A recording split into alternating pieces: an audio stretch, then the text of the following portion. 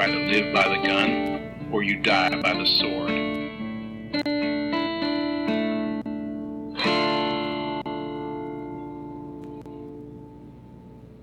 Welcome to The Good, the Bad, and the Weird. I'm Nico. And I'm Chris. And we start that most wonderful of seasons again. Yes, the time right after the spooky season. It is Nic Cage November, year 4. Yes, one of our favorite actors, your favorite actor, and he gets a whole month. Not favorite actor, but I appreciate him a lot more nowadays. This is true. Our dive into Nic Cage has led us through many different journeys throughout our watching of him. We've seen him at his greatest and at his not greatest. Yeah. We've seen him early in his career and very recently. But now it is finally time. We are covering a treasure of a movie, as Cage is a treasure himself. Very true. And also the movie that I think the most general people will be like, aha, the Nic Cage movie. Yes. National Treasure. Exactly. Or, obviously the first one. Yeah, very much so. Considering I only watched the second one yesterday for the first time ever. So. Oh, really? That was your first time watching it? Yes. I It's okay. It's okay. I have a love-hate relationship with this movie in particular. Yes, this is, for a lot of people, this is like the thing they remember Nic Cage most for. Like, this is a very iconic role. Most of us grew up watching this movie several times, but with all that said, it is not his best role. Yeah. It also isn't, expanding on his acting in any real way. It's not like he does a bad job, but, this isn't, the most stretching of a Nic Cage character. Yeah, I actually don't think I saw this movie until I was, in college. Fair. Just the time frame of when it came out, I was not, or wait, what was it? This came out in 2004. Uh-huh. Where was I? I was back in the States, but I don't think I watched it for one reason or another. This came out during a bit of a wave of not really it was almost history-based puzzles and clues movies and books. There was a whole wave. Lara Croft Tomb Raider kind of era. And then there's the whole Da Vinci Code bit. This was part of a whole grouping of a genre that this was big for it. Yeah. And so and it was the kid approved version. Because very much so. So I remember none of my friends loved Nic Cage. None of my friends were like, oh my god, National Treasure is my favorite movie, but we all owned this movie, and we all watched it fairly regularly, just because it's very entertaining. Yeah, I think I still only knew him from, The Family Man or something like that. One of the ones that, no one really paid attention to. And I think for, especially our generation, part of the reason why this was, the Nic Cage movie for us was because a lot of his, more standout roles for people like our parents, we didn't watch those movies. At least not young. Yeah. A lot of them either weren't appropriate for kids, or our parents were like, I don't want to watch it again. So it wasn't pushed on us. Yeah, or it was pushed on you, so you grew up watching Con Air or The Rock or exactly. or Face Off, those classic Cage movies, which we will cover one day. We will, but we've got to start with the most iconic Cage. For us, or for our generation. This is the Cage movie, for good or bad. Yes. So, for those unfamiliar, National Treasure is about a group of treasure hunters, or as they would like to prefer to be called, treasure protectors. Yes. Trying to find the treasure of the Knights Templar, which was passed down from, even before Egypt or some bullshit. Yeah, the history in this one is as bad as the Da Vinci Code history, but more blatantly so, which is nice. Don't have to dig as hard. Yes, very much so. But yes, there is a lot of fun Assassin's Creed style liberties taken with this movie, which honestly, it's all based off of this very Washington D.C. style Americana patriotism. Yes. And they're that's gonna sound very specific, but if you've been there, you know what I mean. I have not. You, being raised in a military family, also know what I mean. Yeah.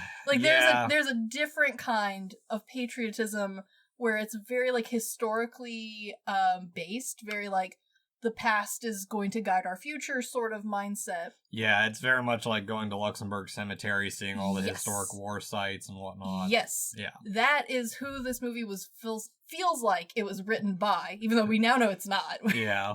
But like that is kind of the entire vibe of the movie, plus like James Bond. Yeah. Not even really very good James Bond. Maybe Pink Panther style James Bond. But like the whole movie is meant to be fairly serious with like a level of sarcasm just painted over the whole thing. Yeah, it's not even sarcasm, it's just one-upsmanship the entire movie. They're all trying to like impress each other. Yes, this is a giant dick measuring movie, and Yes. it is hilarious. Yeah, and I'm glad you brought up that spy bit, because I'll get into that in the episode.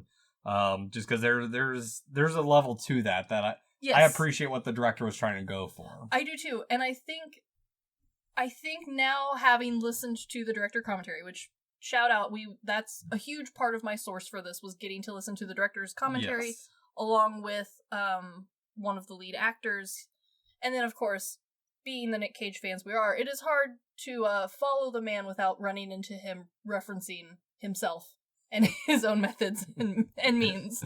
Very much so. So, National Treasure. It's directed by John Turteltaub, or Taub. I butchered that. And it's written by Jim Koff and Cormac and Marine Wibberley. Yes. I butchered those. It's okay. It stars, obviously, Nic Cage. Yes, it does. Diane Kruger. Obviously. Justin Bartha. And probably the other man that we've covered most of his movies, or a good chunk of his movies, Sean Bean. Not intentionally, but I do love a good Boromir. Yes. But Turteltaub also is known for, before this, Three Ninjas. Good. Which I still haven't seen. I know. You would like it. It's right in your alley. These other ones I do know, While You Were Sleeping. Very good. Phenomena. Uh-huh. And he would later go on to direct another Cage movie. Yes. Cage and Disney movie, The Sorcerer's Apprentice. Mwah. As well, you might recognize his name from our covering of The Meg, the movie we did last year for Shark Week. I love The Meg. That's probably my favorite one on this list, but Sorcerer's Apprentice holds a special place in my heart because it is just YA fiction come to the screen. I saw The Sorcerer's Apprentice, I think, around the same time I was dating someone who was super into Cage. And this is what started my hatred for him. I can understand, because yes, this is hard hitting the era where, for some reason, directors and casting people are convinced that all women find this era of Cage irresistible. I don't know who told them this. It's not that there's no one who likes Cage, because there clearly is. It's just there's not the bleeding fan base that I think they thought there was. Well, and I think part of it is due to his early works of just being like supposing to be like some type of heartthrob or one of the romantic interests. And like he always does a fantastic job playing those roles. Like his acting, as we've talked about, phenomenal. There's a reason he is as well known as he is. Wouldn't say he's naturally the facially gifted, sculpted Greek god that the directors and writers keep trying to put him as. Yes, and one thing I will say to that, he is aging like a fine wine. He is. He looks so much better as an older man than he does as a younger man. He really does, and I was worried because last night when I was rewatching this with my roommate, she was like, I wonder if Cage's dad is good looking, and that's why they all thought, like... Because we were talking about, because in this movie there is a father figure and a grandfather figure. Yeah. And we jokingly were like, yeah, I don't see the family resemblance at all, but that's okay because it's a movie. Yeah. And you look up his dad, and yeah, Nic Cage is aging much, much better than his father, I think. Well, good. So, back to the cast and crew. Yes. Koff had previously done the screenplay for Rush Hour. A delight. And Snow Dogs. I put up with it. And he was the creator of Grimm, which I know a lot of people like. I personally was not a huge fan, but my family was, and so via proxy, I have seen all of it. Okay. I know nothing about the show, really, so... If you were a Supernatural fan, you would probably enjoy it. would be adjacent to it. It is adjacent. Yeah. As for the Wibberleys, they previously wrote the screenplay for The Sixth Day, I Spy, Yes. Charlie's Angels Full Throttle, Hell yeah. and the story for Bad Boys 2. I do like. But you would also know such works as their family classics as The Shaggy Dog. I am well acquainted with the Tim Shaggy Allen Dog. Shaggy Dog. I am acquainted with all of the Shaggy Dogs. G-Force. Yeah, I'm well aware. As well, they and Turtle Top went on to do National Treasure Book of Secrets. The second one. Yeah. Cage obviously needs no introduction. Of course not. Because if at this point, how do you not know the Cage? Exactly. I mean, this is our 4th year of doing this. A whole month dedicated to this man, and we've barely scratched his repertoire. Barely. As for Kruger, she had previously been Troy. Yes. Or she had been in Troy as Helen, which I still haven't seen. Oh man, that one's actually really good. There's a lot I haven't seen, so I'm trying to like whittle that down a little bit more. I understand. We're gonna have to move Troy up that list, though. I will. Okay. But most of us probably know her better as Bridget von Hammerschmark from Inglourious Bastards. Of course. As well as she's one of the girlfriends of Mr. Nobody. Yes, but the Inglourious Bastards role is just really stands out for her. Yes. Again, me pulling from other movies that most people wouldn't pull someone else from. No, but I think in this case, even though Inglourious Bastards doesn't directly overlap this movie, I feel like a lot of us grew up to go on to appreciate Inglourious Bastards. Yes. As for Martha, I really don't know much of his work. I know he's in the movie Geely. Yeah. And that's supposed to be horrible. As well, he's also in Failure to Launch, and he's the brother-in-law in the Hangover movies. The Hangover movies is probably where most people are going to know him from. Yeah. But yeah, he's kind of the odd man out as far as like he's usually found in the comedies section, and everyone else kind of throws themselves around a little more than he does. Yeah. And then of course there's Sean Bean. The standout that we've covered 5 of his movies so far, or 5 movies he's been in. Which we did not intend to do. No. But much like Nic Cage, if you're in enough stuff, we will eventually talk about you. I also kind of forgot that Sean Bean was in this movie. To be fair, I've only seen National Treasure before deciding to do this like once. No, okay. I like Sean Bean. I wouldn't say I'm like, oh my gosh, I'm following Sean Bean. I like am obsessed with Sean Bean. No. But he does have a very like distinct face and acting style, so he is easy to spot in films that he's in. Yeah. I have seen this movie. I don't even want to count how many fucking times. And every single time I am surprised that Sean Bean is in it. Yeah. Because and not because he does a bad job, but because, and it's not even because I don't expect him to be a bad guy. He does a great bad guy. I think he is a brilliant bad guy. He is just so eclipsed by Cage in this film. Was it? You should see him in this movie called The Hitcher. Yes. Oh, have you seen it? Yeah. Oh, okay. Yeah. Yeah. It's he plays a really dumb, like, kind of serial killer. Yeah. I mean, he does.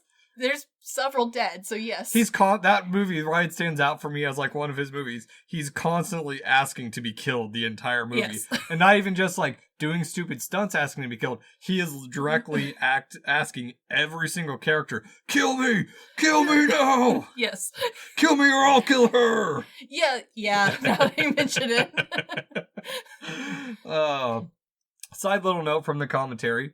Turtle Top mentioned that he and Cage actually went to high school together and was intimidated to work with him because by this point Turtle Top hadn't done a whole lot and Cage had already become Cage. Yes, and also, as the movie goes on, there's a long list of writers, side characters, people who worked on the set or backgrounds, bits like that, who all went to high school together. Yeah. Like, what is this high school of, like, producing movie people? Well, I think it's really only 3 because it's the security guard, it's Turtle Top, and it's Cage. There's just too many. I mean, you give your buddy that, like, little bit part and hope he does well. I guess so. I guess so. I mean, that's how Adam Sandler's crew works, is it's, like, all guys who kind of grew up in the comedy scene together. That's true. Yeah, I guess if you're always, like, if you're already growing up in California, you might as well. Yeah.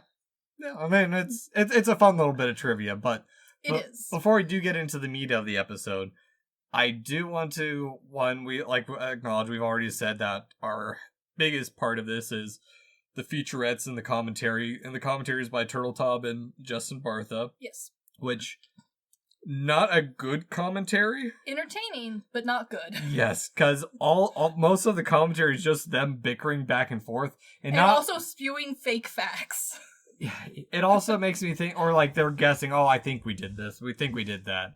But it's mainly like anytime Cage does something, Bartha's like, I'm here too. And he's like, yeah, but what have you done, basically? Yes. If you enjoy the sarcastic banter that the movie is written in, you will greatly enjoy the commentary because it just continues. Oh, yeah.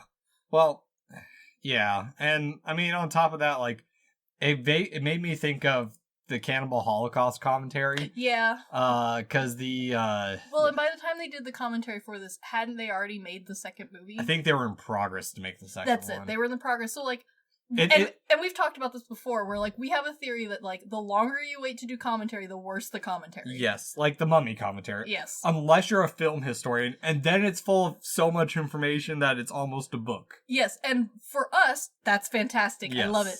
I can understand, though, that the average watcher would be bored to tears. Exactly. Real quick while we're on the commentary, Turtletaub made fun of people who listen to the commentary as not enjoying the movie enough and to go get some sun. And I feel personally attacked, so I'm going to start this episode off with fuck you, Turtletaub. Yeah, I also felt personally attacked because it occurred to me as he was saying that I hadn't been outside in 2 days. I have trained the dog to go out without me, so she doesn't need my assistance. Good. Maybe he does have a point. Yeah, after that, I did eat lunch outside today. Yeah, Specifically because he mentioned it. I went outside yesterday to take out trash. There you go. There we go. There you go. But before we get into it, I want to talk about kind of the origins of this movie. Yes. The idea was based off stealing the Declaration of Independence. You don't say. Which was brought to Turtletaub by Oren Aviv and Charlie Seeger back in 1997. I like how he puts this because that sounds like really well thought out and put together, and I bet you all of my money that it was more of like hey, you ever thought about stealing the Declaration of Independence? Yeah. Or someone had that idea and then came to him of like, hey, can you flush this out? Because that's what he did. He took the idea, expanded upon it, and turned it into the idea that there's a treasure map on the back of it. Yes, and worked from there. Yes, which, since we brought up their name, Vive is the executive producer on the movie, as well as movies such as Hardcore Henry, Yep, Bad Moms, The Boy, yes, The Bye-Bye Man, good, The Foreigner, and a bunch of other stuff. All right, good repertoire. Yeah. Unfortunately, Seegers is only known for National Treasure. You know what? He put his name on a good one. Yep. And so, Chris, before we get into it, what are we drinking? Oh, I've got me some good old Diet Coke. I've spiked mine a wee bit, but there's nothing more iconic nothing more American than National Treasure and Coke. That is very true. Tastes like my addiction. Because it is. Yes. In other ways, too. Okay, so, National Treasure. Ah, yes. We open on a child portrayed by Hunter Gomez exploring the attic in Washington, D.C., 1974. This is the most aesthetically pleasing, dusty, creepy attic that has ever graced cinema's screen. Yes. Because unlike other cinema, movie, and especially TV show attics, where I think to myself, I want to live in the attic. The only other one I'll say is the Uncharted movies, Uncharted show, games, which I will be bringing up quite a bit this episode. I totally can see why you're pulling that, yes. Because while it is dusty and it is meant to be spooky, because there's like thunder and lightning and everything, like this is meant to be a good, proper, spooky attic. I want nothing more than to rummage through this attic. Yes. Also, I love that ladder chair. I love the ladder chair. That is pretty cool. It is very cool. You can still buy them. A lot of Amish stores sell them. Okay. They are not difficult to get a hold of. Good to know. Yeah. They might cost you a little bit because, Amish furniture, a little bit pricey, but you're paying for the craftsmanship. It is sturdy. Yes. And it's going to last. So. And also, the director would like to point out, as he did with whenever he could get a word in, this chair was invented by Benjamin Franklin. But as we now know, a lot of things are supposed to be invented by Benjamin Franklin and probably weren't. It's like Thomas Edison. It's just a big think tank that he had the name and the notoriety, so slap a face on it. Yeah, exactly. Yeah. So this child is spooked by his grandpa, who is named It's scary.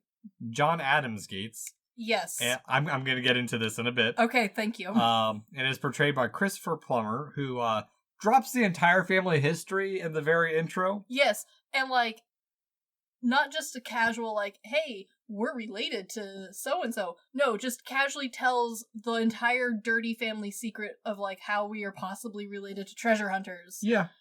Yeah, back, and it's like setting everything back to 1832. It sets up the Masons and the family secret that they have the clue to this fancy treasure, which, I mean, the treasure, they say like the treasure hoard's been passed through the ages and then disappeared, but then was found again by the Knights Templar and then disappeared again because it was smuggled to America because, of course, was. I mean, it's America saves the world from the British at this point. Yes. Again, this is historical patriotism, so like, of course, it's now in America. Yes. Freemasons built the temple, and of course. The lost treasure has just one last clue: the secret lies with Charlotte. A good spooky clue. Yes, which. There's some things. I do like, I do like when directors point out that they didn't have access to certain things. The White House they use in the scene is the Daughters of the American Revolution headquarters, which... I mean, sure, it's not the White House, but it is... It looks the period, close enough. It's good enough, yeah. Yeah. A kind of mummy-esque opening as well. Yes, very much in, like, the whole backstory flashback, but long. Yeah, because it starts with, like, the pyramids behind them and someone raiding it. Yes, and there's... For a movie and writing that spends so much time being focused on history and, like, history details. And sure, it's part of the mystery and fun is like, oh, yes, a lot of this is fake and wrong. These scenes that are not blatantly in the, like, American colonies are just, like, the most stereotypical version of whatever they are trying to portray, and I kind of love it.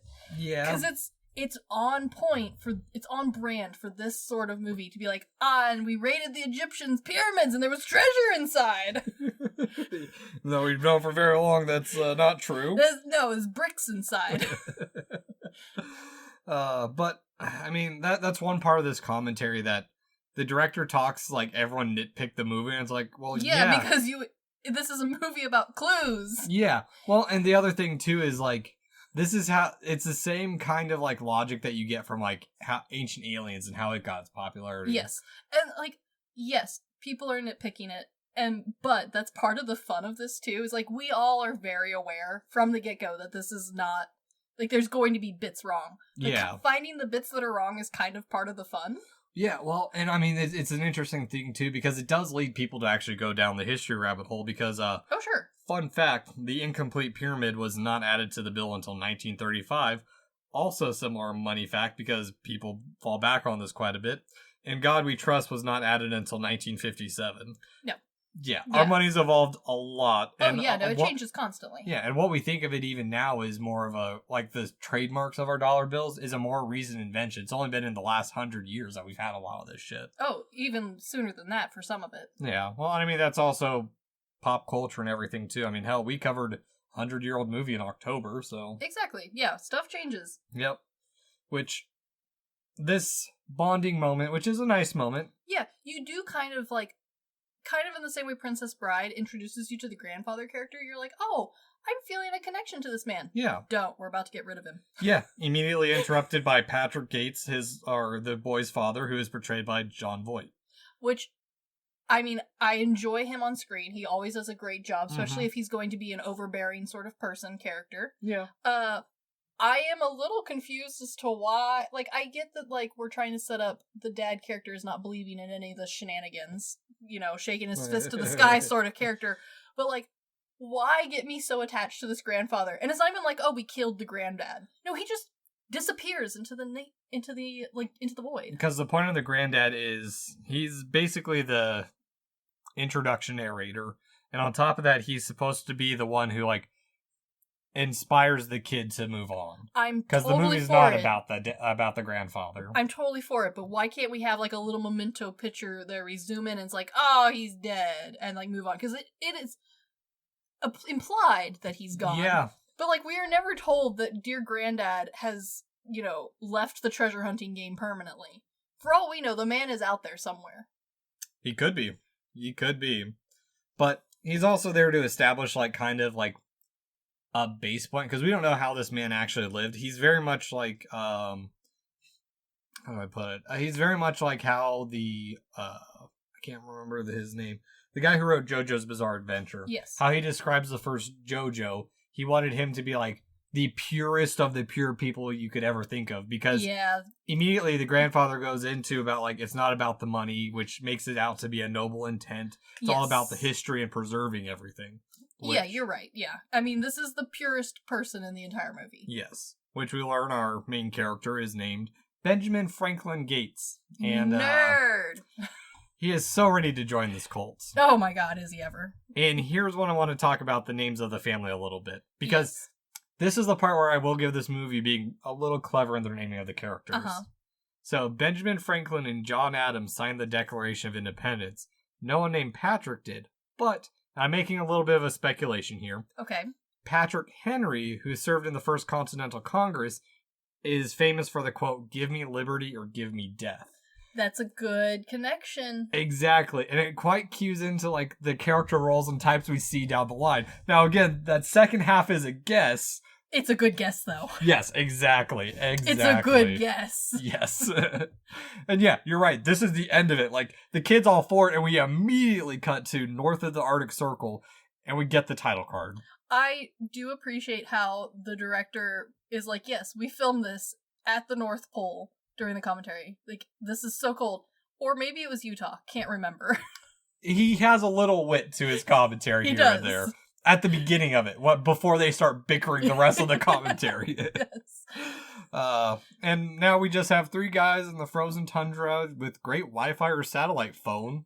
Yeah, they have great reception out here. Yeah. It also, like, they go out in their little fancy vehicles, right? They're Arctic snow crawlers. Yep.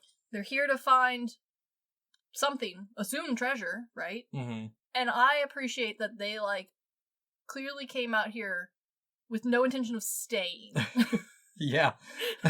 Well, they like came out here to wave the metal detector around and be like, yep, it's here. We'll come back tomorrow. Yeah, because this movie's got to move quickly. So, of course, we don't have time to see the tents. Because we're introduced to the 2 other members of what's going to be the main cast. Ian Howe, portrayed by Sean Bean. Yep. And Riley Poole, portrayed by Justin Bartha. And the only person whose name you're going to remember is Riley's, because that's the only name they say for like the rest of the movie. I think I just have him listed as Poole in my outline. That's totally understandable. Which I don't know why, because Ben's the other way, and actually no, Ben's the only person that I give the first name. Everyone else is referred to as their last names in this outline. I don't know why, but also I'm also baffled by like their logic of like how expecting it to be visible. Yes. Like, if it's been there for over 100 years, it's not going to be that visible, guys. Yeah. I like that this is part of where the director started complaining about people's nitpickiness. Yes. And I love the back and forth logic that the director clearly has had with somebody to go like, but the bell is metal and the ship is made of wood, so you would find the bell. Like, makes sense if it's buried that far down, and as long as the mast hasn't fallen over. Yes. I'm willing to stretch it. This is not Titanic level nerd. No. God damn. Another boat nerd. A different boat nerd. Which, I mean, kudos. He made a great movie, too. That's very true.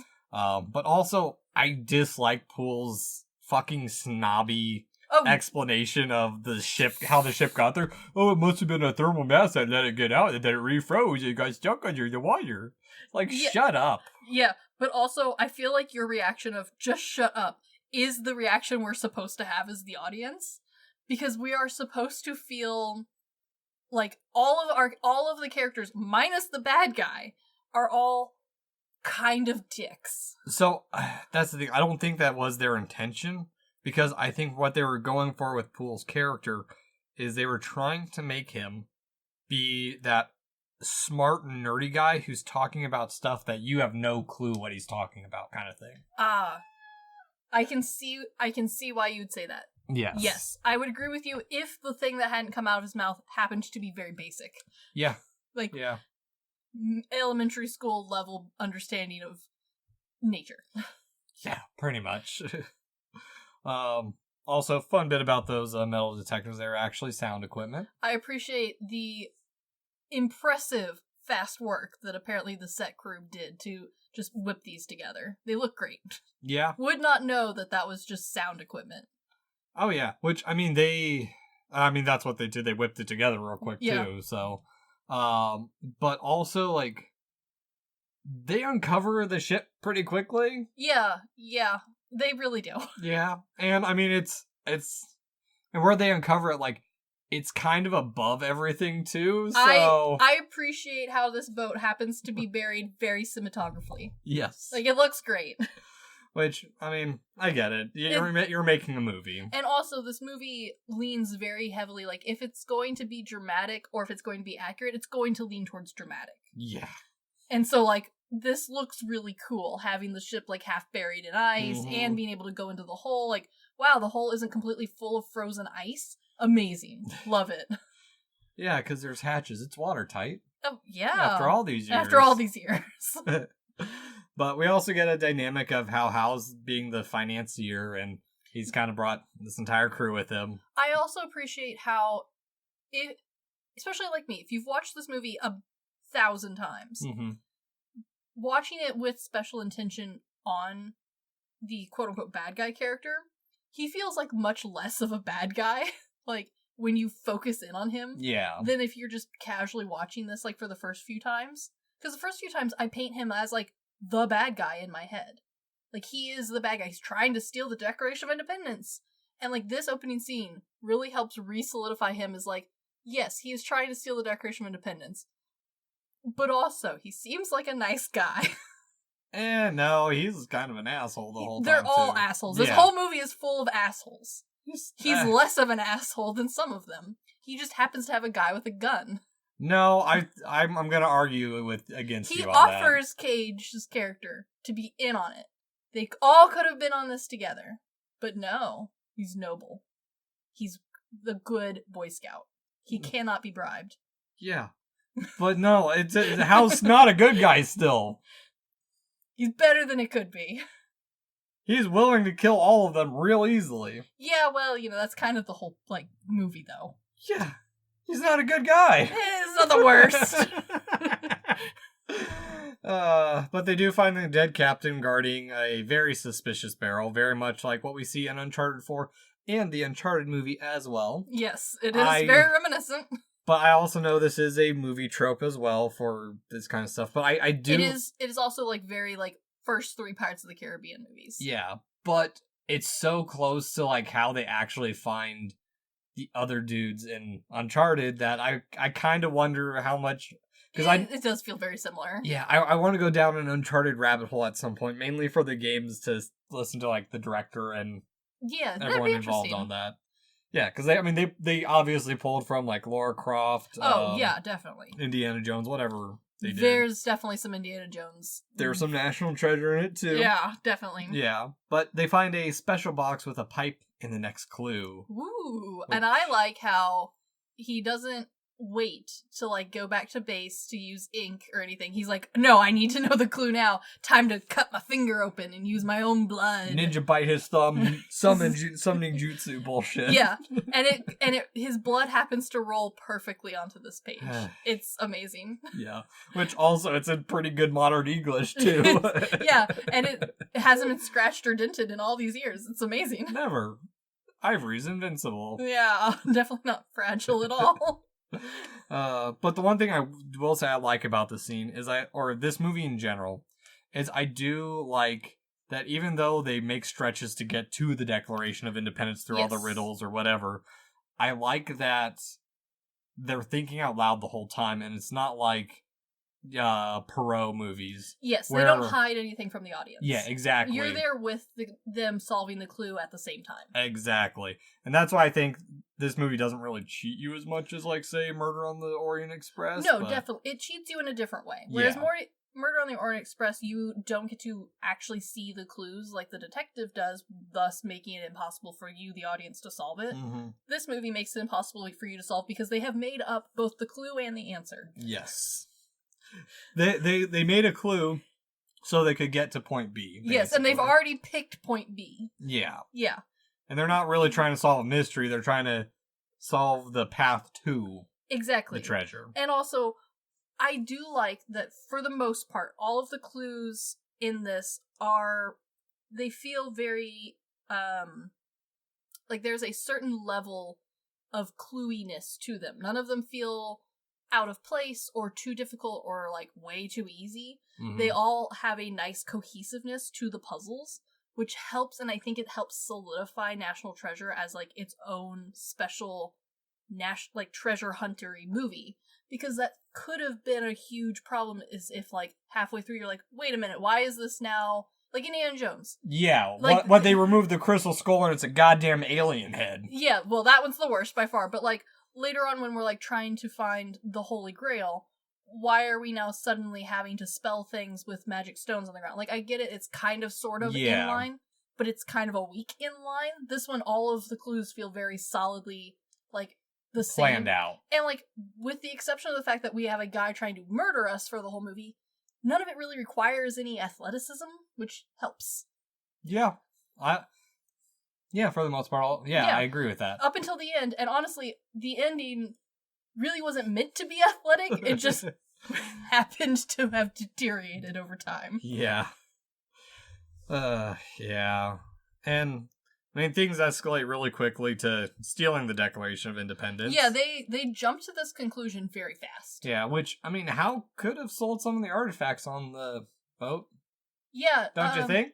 Also, I feel like just the recognition of finding this boat would have been a very good, like, scientific find. They were talking about how, like, special the current had to be to put it right here. Yeah. Surely we could, make some profit off of the study of this ship. But they don't. No, they immediately blow it up. Try and shoot it out first, because Poole hides behind some ropes. Yes. Also a quick way to setting up the goals between our main players and the main conflict. Yes. But it also took us like 20 minutes to get to this point. Yeah, it took quite a while to get past the child scene. Yeah. Which, I mean, the child scene was important to set up the treasure. It was totally necessary. You will immediately forget it, though. Yeah. It's good. It's a good start still. It is, but it definitely rings of, like, TV movie-ness, whereas the rest of the movie has, like, a different style. Yes, because now we get into the non-stop action that is this movie. Oh boy, they are all in so good shape, they just don't stop running from here until the end. Yeah, no, everything blows up. Yes, the ship explodes, but they're fine, don't worry. Yeah, they use 6 gallons of gasoline, or not 600 gallons of gasoline to explode the ship. Yes, it looks dope. And they're like, let's get out of here before someone sees. Who the hell's gonna see the Inuit village that's 9 miles east of where Cage says it's at? And also, like, they claim that they're at the North Pole, but they also don't say anything about the, like, North Pole expedition that lives there year-round, so we can assume they're not close enough to that. Just north of the Arctic Circle. Yeah, okay, there is no one coming. No. Calm down. You guys are in the middle of nowhere. You are as far away as you can go. We gotta make it dramatic. This is true. Yeah. And immediately from this, we cut to DC, where they're being dejected by the FBI, because, yeah, it's a crazy idea. Someone's stealing the Declaration of Independence. It is. I also like how this movie has a distinct difference in how DC is handled compared to later films after the terrorism craze. We'll get into that a little bit, because this movie it was started being made before 9/11. Yeah. And came out after 9/11. Yeah. And it managed to be okay because of how it handles all of this. Again, being very historically patriotic does help you get by in trying times. In those early days, yes. Especially in those days. if this movie was to be remade nowadays, there would not have been the laughter from the FBI. No. Someone would have been arrested immediately. I don't know who, but somebody. Yes, very much so. Because immediately they're like, well, let's go to the National Archives, which they use aliases to get in, and we're introduced to Abigail Chase, who's portrayed by Diane Kruger, who, they make a little note of this in the movie. Oh, you have an interesting accent. Where are you from?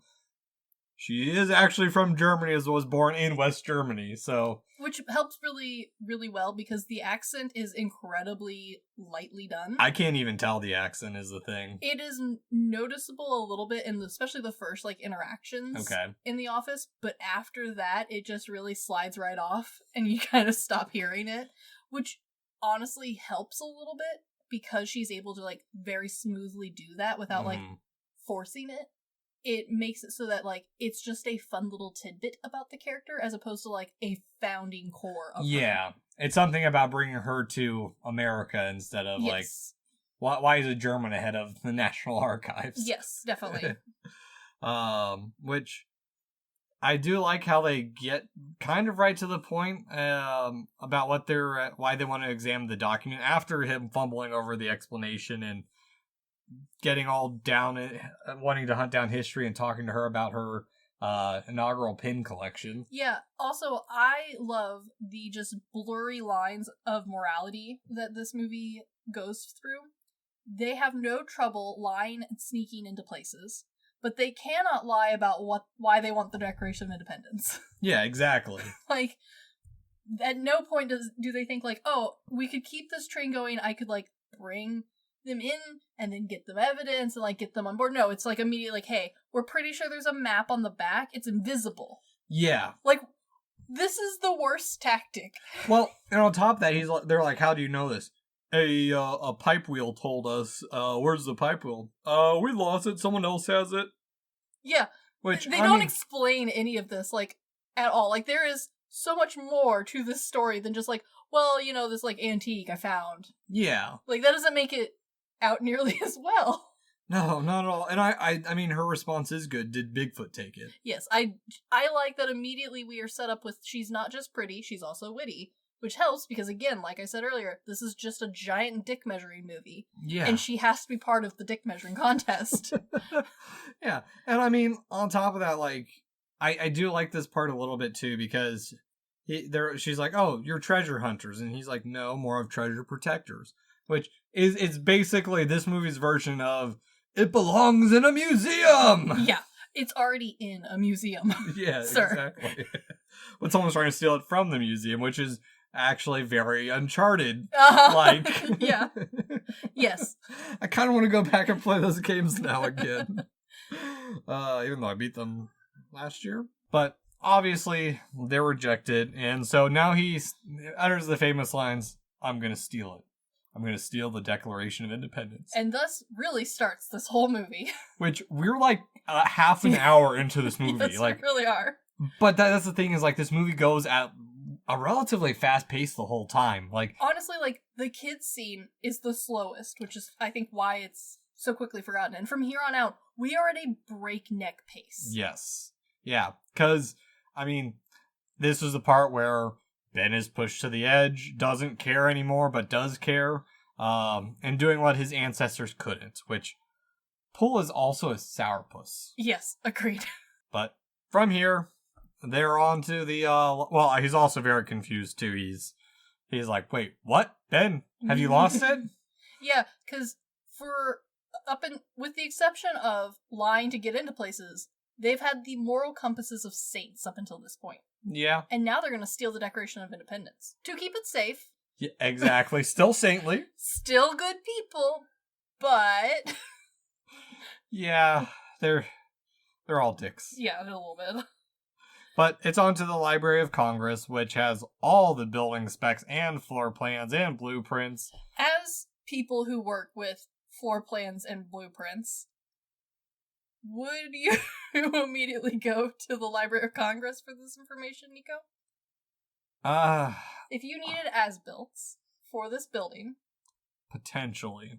Potentially. Because it is a government building, and so that's the next biggest government archive for it, so True. it's an old-ass building, so you're probably not going to go to, like, the recent stuff, because I was dealing with a project where they couldn't find our deed because, like, that was the old paper system, they lost it or some shit. And so, I like, love doing remodels like that. oh, yeah. Well, it wasn't even a deed, it was, like, some paperwork for a septic tank. Oh, so they may or may not have a septic tank. No, we know they have one. It just... They have to, because the poop's going somewhere. Yes, it's also in the middle of nowhere, too. Well, you can assume there's a septic tank, but you cannot be certain there's a I can tell from Google Earth there's a big freaking septic tank on the site. So, yes, I do understand going to, like, probably the place that has the best records for this stuff. Probably. But at the same time, this building has been remodeled within an inch of its life. Oh, yeah. Oh, yeah, especially to meet ADA requirements and all this stuff. It is a museum which holds a standard. It is a national museum, holds a very different standard. Mm-hmm. And on top of that, as we now learn, it has some of the finest security this side of the Mississippi. Well, we haven't gotten there just yet. Because they're explaining on how hard it's going to be. I love how the director was like, I bet you that these graphics and like how we're showing how cool it is and how high-tech it is going to look terrible. But right now, I think it looks pretty cool.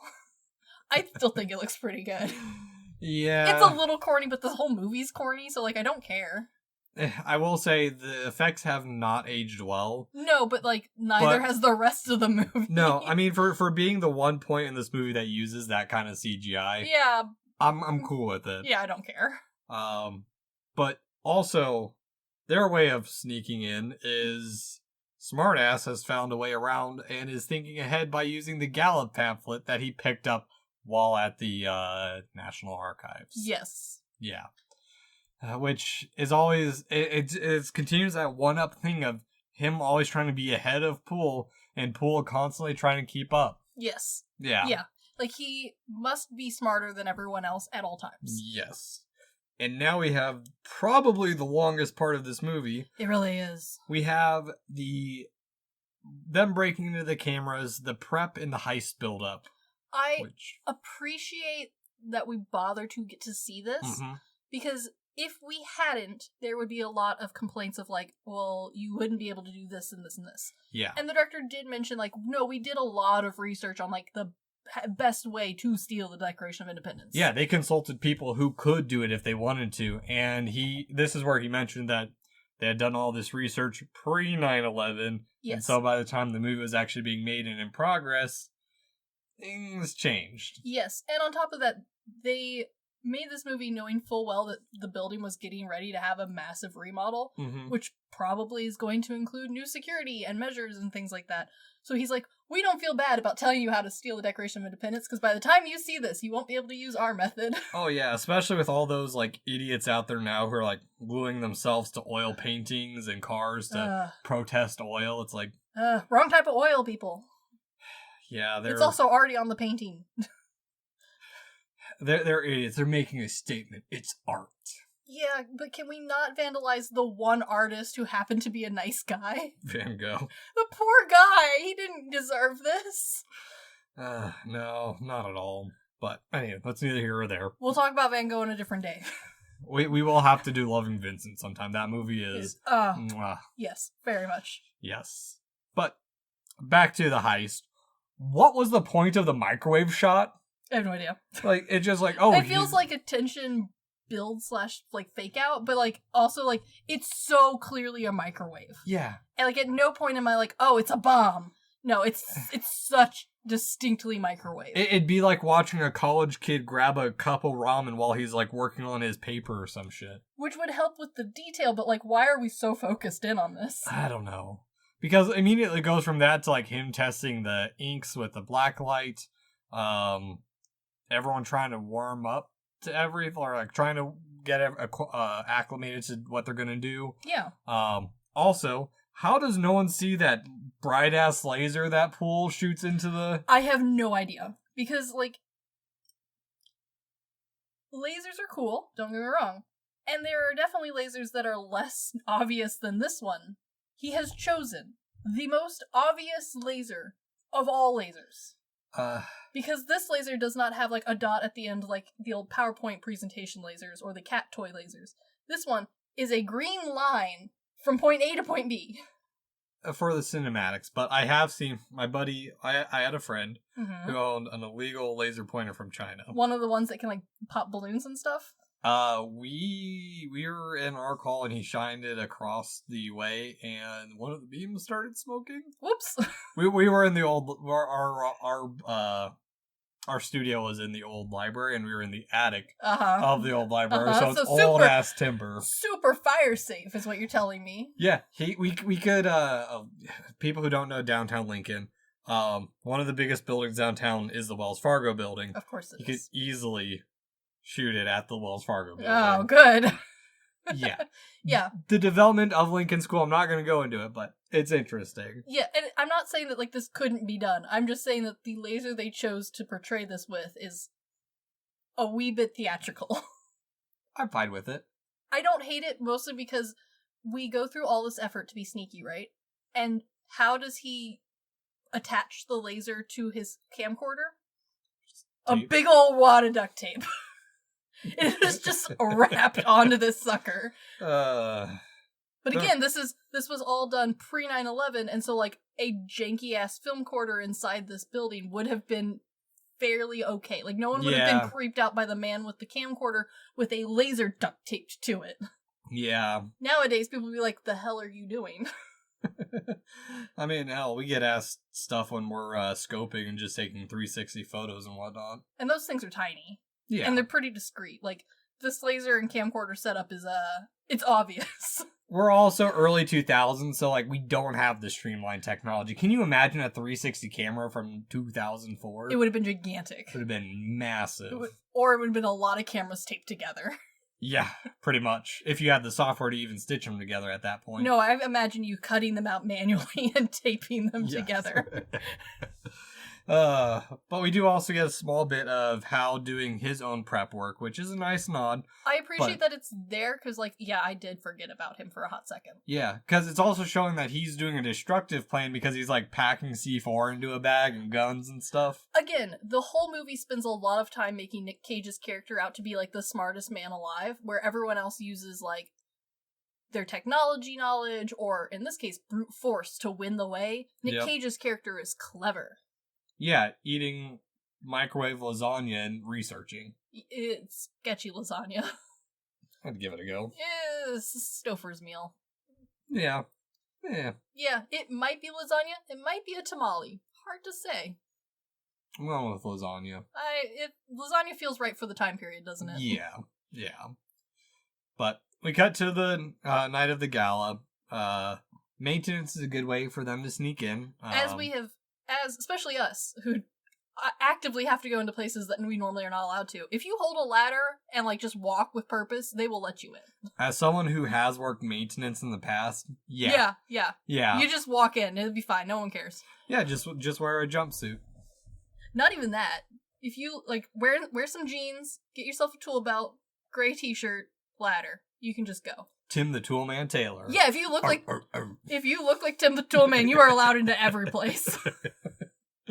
But I do think it's a good way to sneak in. No, it's great, and I like that they have clearly, like, James Bond style thought of how they're going to transition from back of house to front of house and back and forth. Exactly, because he sticks the drill in his pants like it's a gun. Yeah, it's very James Bondy without the risk.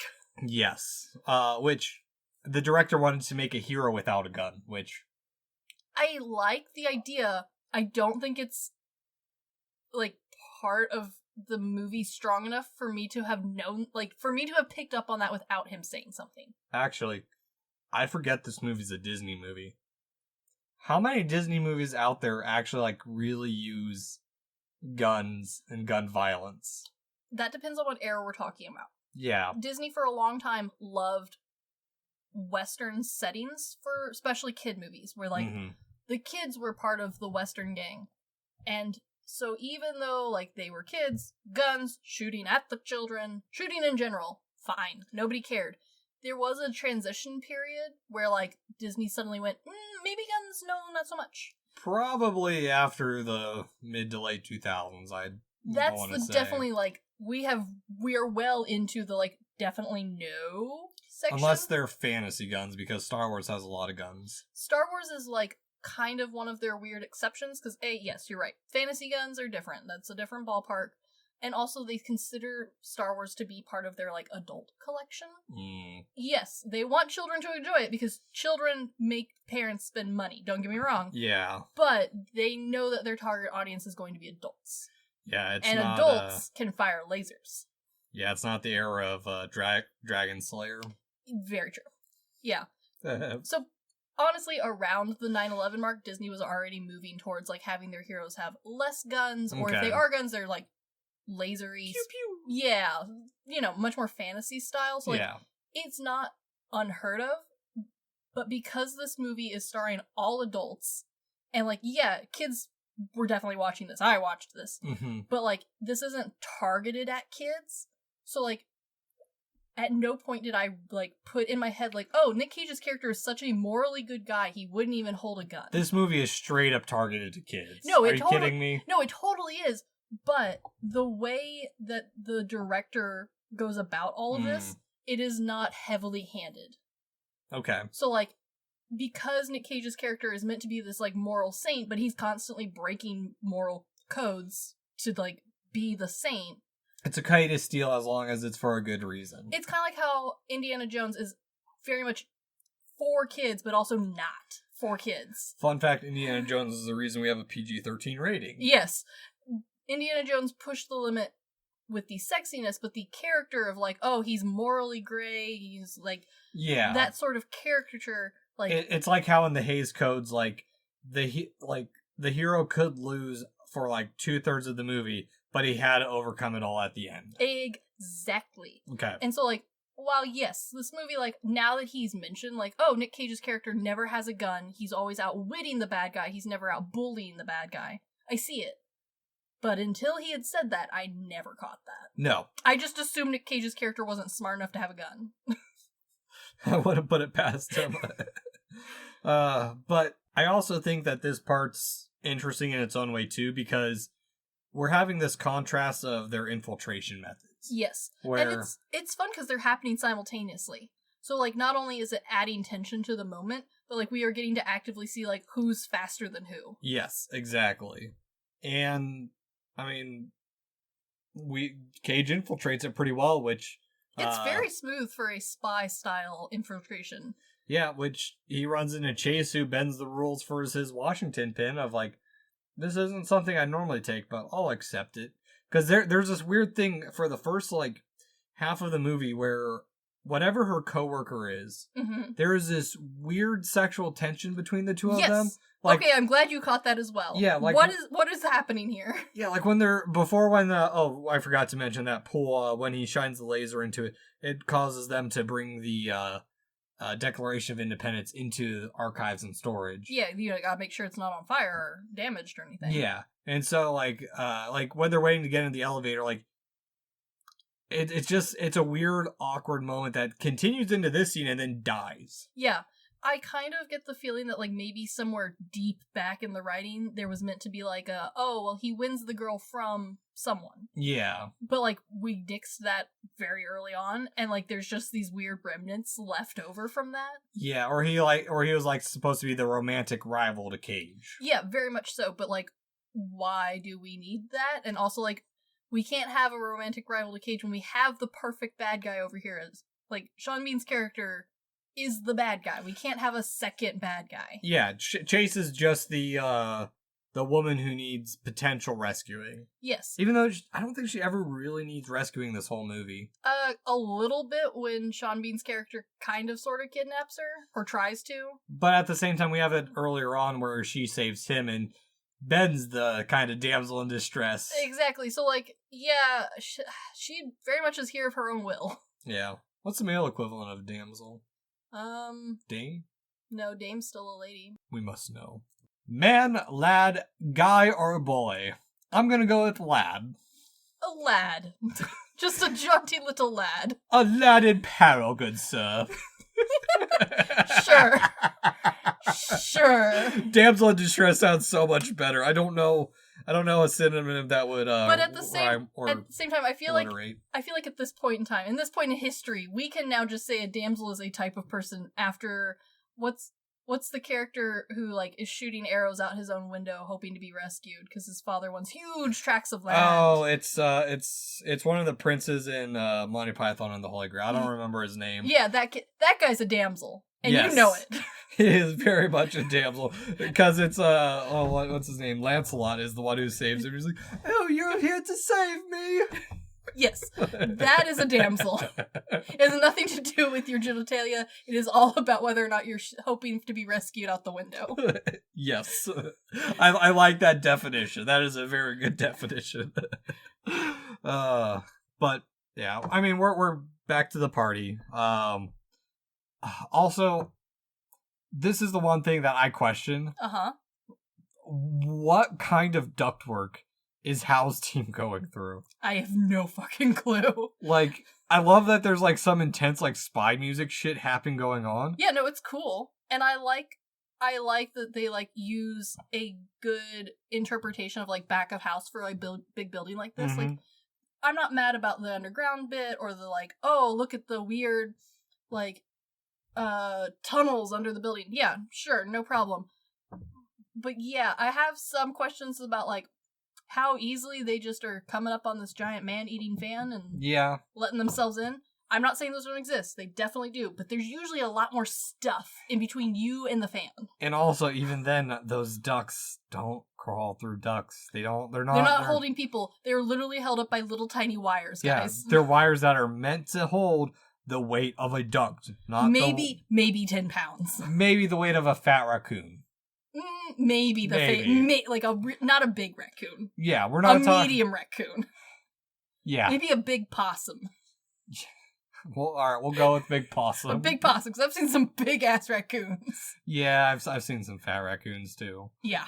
But, I mean, Ben gets through with his stuff. His plan's actually going pretty well until Hal... very smooth. Comes and starts screwing it up with connecting to the cameras himself. And honestly... that doesn't really slow him down much. No. Like, Ben keeps going on. He's a trooper. Yeah, and I love how, like, Hal's group is just stupid enough, too, because they see him, or they see Ben, and immediately they're like, shoot him. Yeah, they shoot at the Declaration of Independence, the thing that you want. The bulletproof glass. I like that the director is like, look, Ben is so smart, he's using the bulletproof glass to protect himself. No, this man did not react. No. He just let himself get shot, and there happened to be bulletproof glass in the way. Yes. I also appreciate that this is the only elevator in the history of all elevators to cooperate. It opens in a timely fashion, it closes in a timely fashion, and when the bad guy pushes the button for it to come back, it doesn't immediately just open the doors again. Yeah. Yeah. A good elevator. It's fine. It's better than some of, like, the old elevators you see in movies where it was, like, a conveyor belt that you just hop on and hop out of. Oh, yeah, very true. God, technology's come a long way. It really has, especially elevators. Yeah. But it's time to get out. Cage is trying to figure out how to get out because Chase is after him now, too, after finding out that he did not donate a large sum at the last minute, and his name is not on the list. I appreciate that we do go a little bit out of our way to make her character seem very clever. Like, she's not just witty, but, like, she puts together pretty quickly, like, this is the man who told me he was going to steal the Decoration. Told someone was going to. Yes. He told him before he decided he was going to steal it. Exactly. And she remembers him, she puts all of this together, and a normal, like, spy action movie, this person would have been duped. Yeah. And I like that we give her enough, like, intelligence for her to be able to run in the same crowd. There's a reason she's in charge of running the archives. Yes, she is clever. Yeah. Which Ben is not, because he almost gets caught with it and has to buy has to buy a second copy of the Declaration of Independence because she thinks he's stealing it. Yeah, which I like this scene because it does open a lot of, like, it closes a lot of questions that I think would have been too easy. Because there's plenty of problems, right? There's plenty of potholes that we could go through. Yeah. But that would have been, like, the largest and most blatantly obvious one, and this helps solve it very easily. Very much so. And, I mean, it adds more to the movie afterwards, because quickly things escalate again because the security guard finds that someone's broken in, and this is the guy who's portrayed by John Travis and was also a fellow Cage classmate. Good job. Made it. I guess. I think he stopped acting like 2009. He only had like 10 roles or something. You know what, though? He did it. Yeah, for a little bit. He was in the same movie as Cage. That's an accomplishment. I put that on my resume. Yep. But Chase goes after Ben, but is kidnapped by Hal, and now the chase really begins. Yes.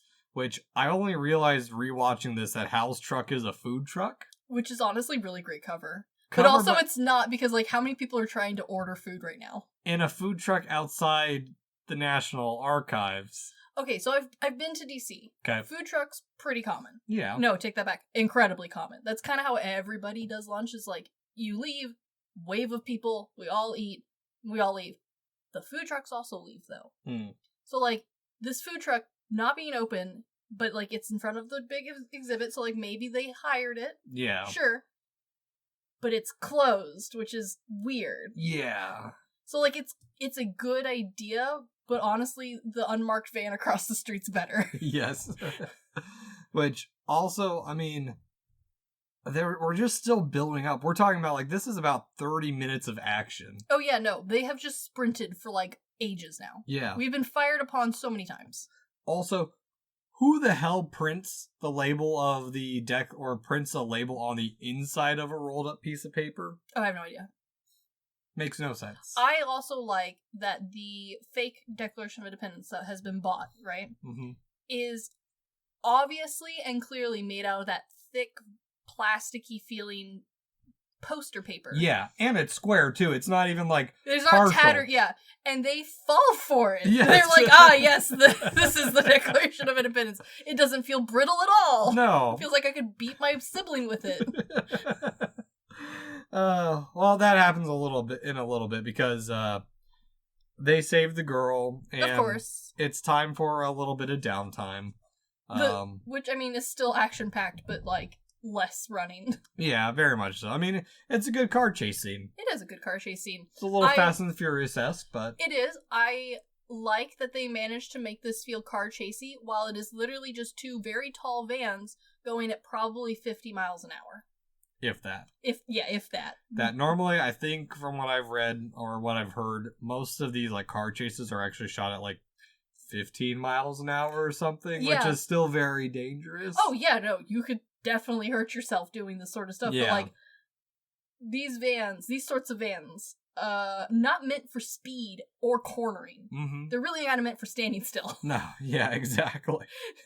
Not to mention a truck loaded with... Why even put pot... Okay.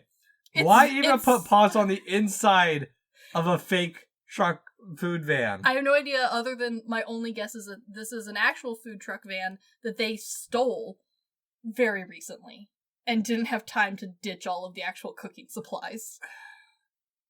I have no idea, though, because, it adds movements to the back of an otherwise bland van. Yeah, very true. It's time to catch Abigail up to date, and she realizes that Ben is part of the Gates family. Yes, she knows of them. Yes, they are all so snarky to each other about all this. Yes. Which, I mean, if your family is known for one thing, at least let it be something worthwhile talking about. I mean, it is cool. It's one family. All they do is treasure hunt. God damn these treasure hunters! And they still live well. Yeah, no, okay, that was...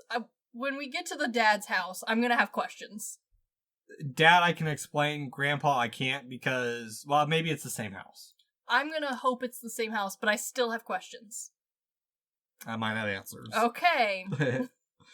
But now it's back to the gala where the FBI is finally involved, which you done fucked up, boys. Yeah.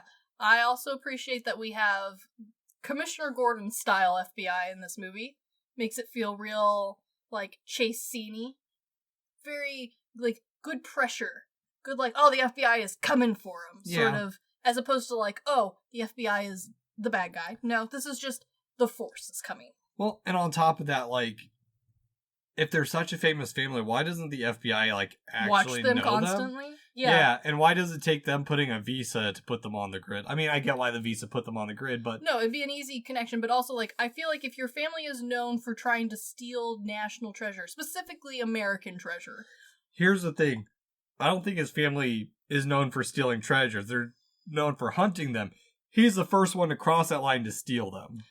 Yeah, I could believe that. I would totally believe that, especially with how virtuous this man seems to have been raised. Yeah. I still feel like if you're famous enough for the gal who runs the National Treasury to know who you are, maybe the FBI does too? Or should, at least. Yeah, I feel like someone should have mentioned this before now. Hey, there's an entire generation's worth of people who are out here looking for treasure that they claim that we have somewhere hidden in America. And they keep trespassing into places. Yeah, I can see that. Yeah. I don't know. The FBI fucked up this whole movie. There is a nothing character as the grandfather. Yes, they really are. They're just kind of there to, like, add another pursuit level to Cage's team. Yeah, make them more hunted than just one guy. Yes.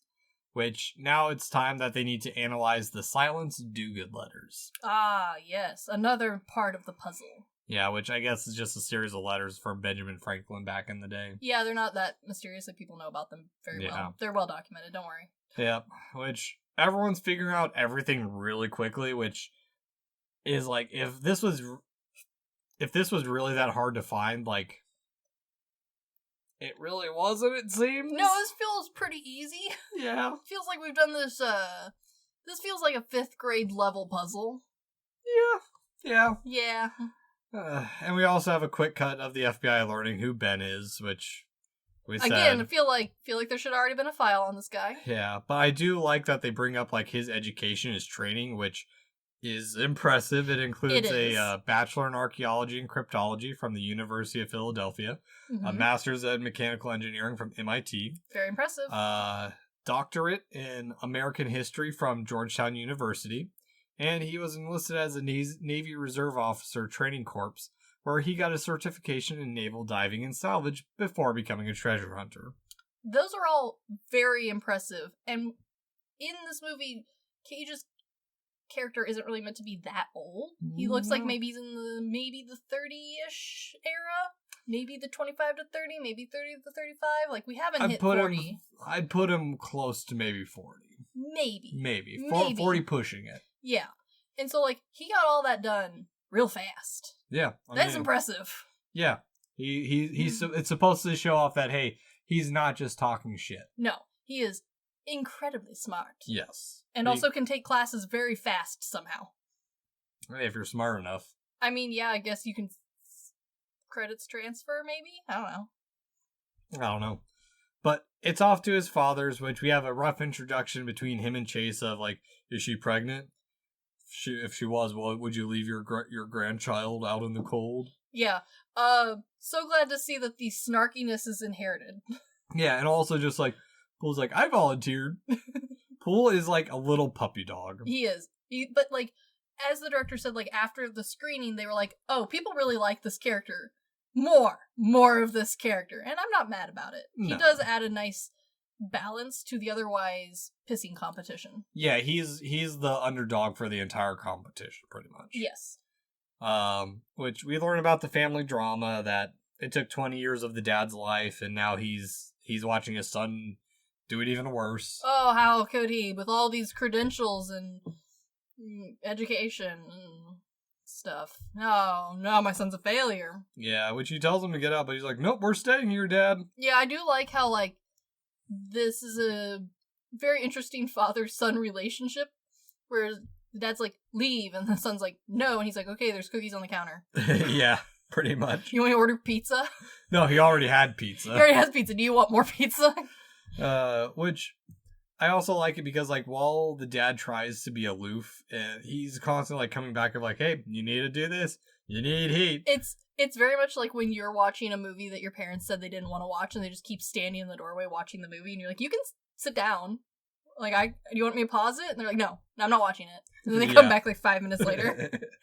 Pretty much. Or, like, it's the opposite of, like, turn it on and then just sit down and not do anything. Yes. Yeah, or, like, start something in the middle of the movie. Exactly. Yeah. Which, the dad stopped the rabbit hole, hence also why his name's Patrick, which, give me liberty or give me death. Yep. He sought liberty from the family curse. It fits. It's a nice... I like the idea a lot. I do too. I like it. It's a conspiracy theory. Oh, 100%. But like, I fully believe it. I'm in. Also, just the way Ben talks about everything at this point is he sounds like one of those conspiracy theorists who 100%. Yes. 100%. I do drank the Flavor Aid. I do thank you for getting that reference correct. Yes. I appreciate that. You are welcome. But I also very much think that movies like this, not just this one, but like this, have really influenced the language in our conspiracy theories across, especially America. Mm-hmm. Because, conspiracy theories are as old as time. Yeah. There's always going to be that sort of mind, there's always going to be the mind to connect things. What you're connecting depends on who you are and what the interest is. But the way that Ben in this movie connects things and how he logics so quickly through stuff that, it makes perfect sense until you, want to spend time researching each part that he says, and you're like, but no, there's a lot of stuff that this could have been. Yeah. But because he quickly and educatedly throws all of this together, this really feels like the birth of the modern conspiracy theory that we're now very familiar with. I think this movie would have been a lot of people's introductions to it. Oh, yeah. Especially with the idea of the Freemason conspiracy theories. This one plays heavily off of a lot of that, because while it's all very history-based, all of the mystery parts, it adds the plus Masons. To add the element of well, it might be, because you don't know, secret. Yeah. And so because of that, it has the same, as you say, flavor aid as modern conspiracy theories, where it might not be the Masons specifically, it might be big politics or big company or some rich person out in space. But it all has that level of well, it could be, and the only reason we don't know is because of mystery thing. Yeah, or we got it right this time. Exactly. Basically. That's why it doesn't fully delve into that conspiracy theory style. Exactly. Which, it's time for the investigation, which I think putting lemon juice on a historical document would be a bad idea. From my understanding, the actual Declaration of Independence is a very fragile document. Yes. And while at the beginning of this, especially this part, they do a good job of pretending to be oh, well, we're taking all these precautions, everyone's wearing gloves and nice flat clean surface, and we respect the document, we put it in a plastic sleeve so it's safe and it's in a tube inside of another tube. As this movie goes on, the respect for this document just takes a giant ass nosedive. It's been taking a nosedive since after the shooting. Yes, 100%. I like that, but this scene, they're oh, we gotta put lemon juice on it because that's how you reveal the ink. And it's oh, well, I gotta do it very carefully with my Q-tip. Yeah. Very gently. And then, as the clues pour in. Well, the clues don't pour in yet because the dad's you need heat. Yeah. Why don't you stick it in the... Oh, he hasn't gotten to that part yet. But, when they're dipping that, they also have that little romantic moment where, they blow on it together. Yeah, it's very, Christmas movie-esque. Yeah. Which, also, why is there a secret label in the same corner of every document of them, saying, if it was this group, they put it in this corner, so we'll know right away? I wish I had an answer for you, because my gut instinct is to say, well, it's industry standard. But even within our own industry, which is supposed to have these very strict followed industry standards, if the client says that they want their title block running diagonally across every page, guess who's putting their title block across the page diagonally? Yeah. Me. So,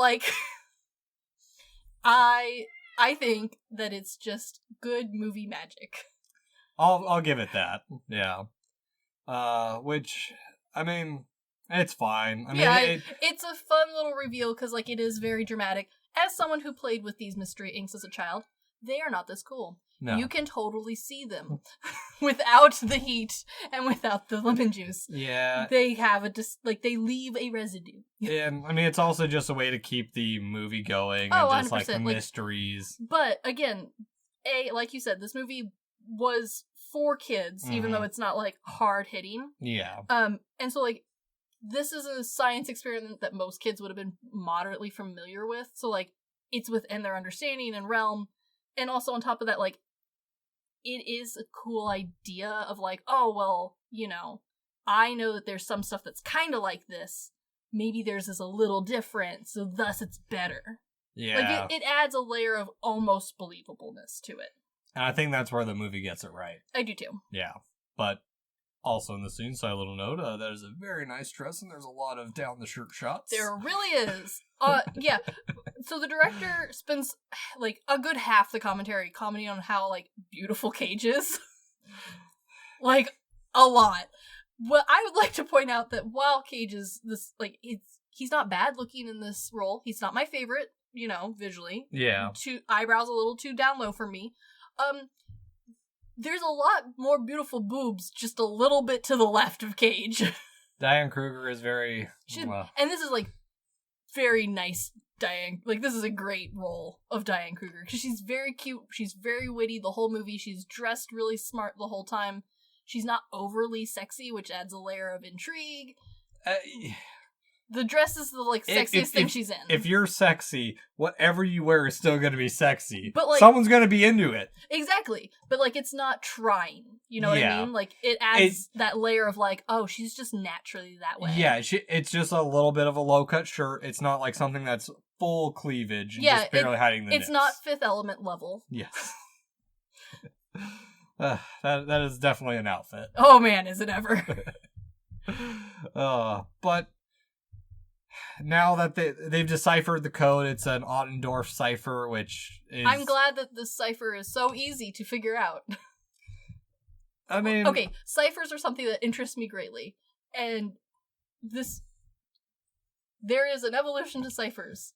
And there are some that are very easy, and then there are some that are near damn impossible. And this one is on the elementary school scale. If you don't have the source material. You can know what it is, but if you don't know what it goes to, then you don't have the... It makes it harder. Yeah. Again, like I said, this is elementary school level, because if we really freaking wanted to, we could take a damn good guess at what this says. Yeah, because they were needing the Silence Do-Good letters, because that's supposedly where everything's tied to. Sure, why not? I don't care. It's a dead end because the dad donated them to the Franklin Institute, because... Dad got so angry of the 20-year chase that he wanted to he just left it and like, I'm gonna move on.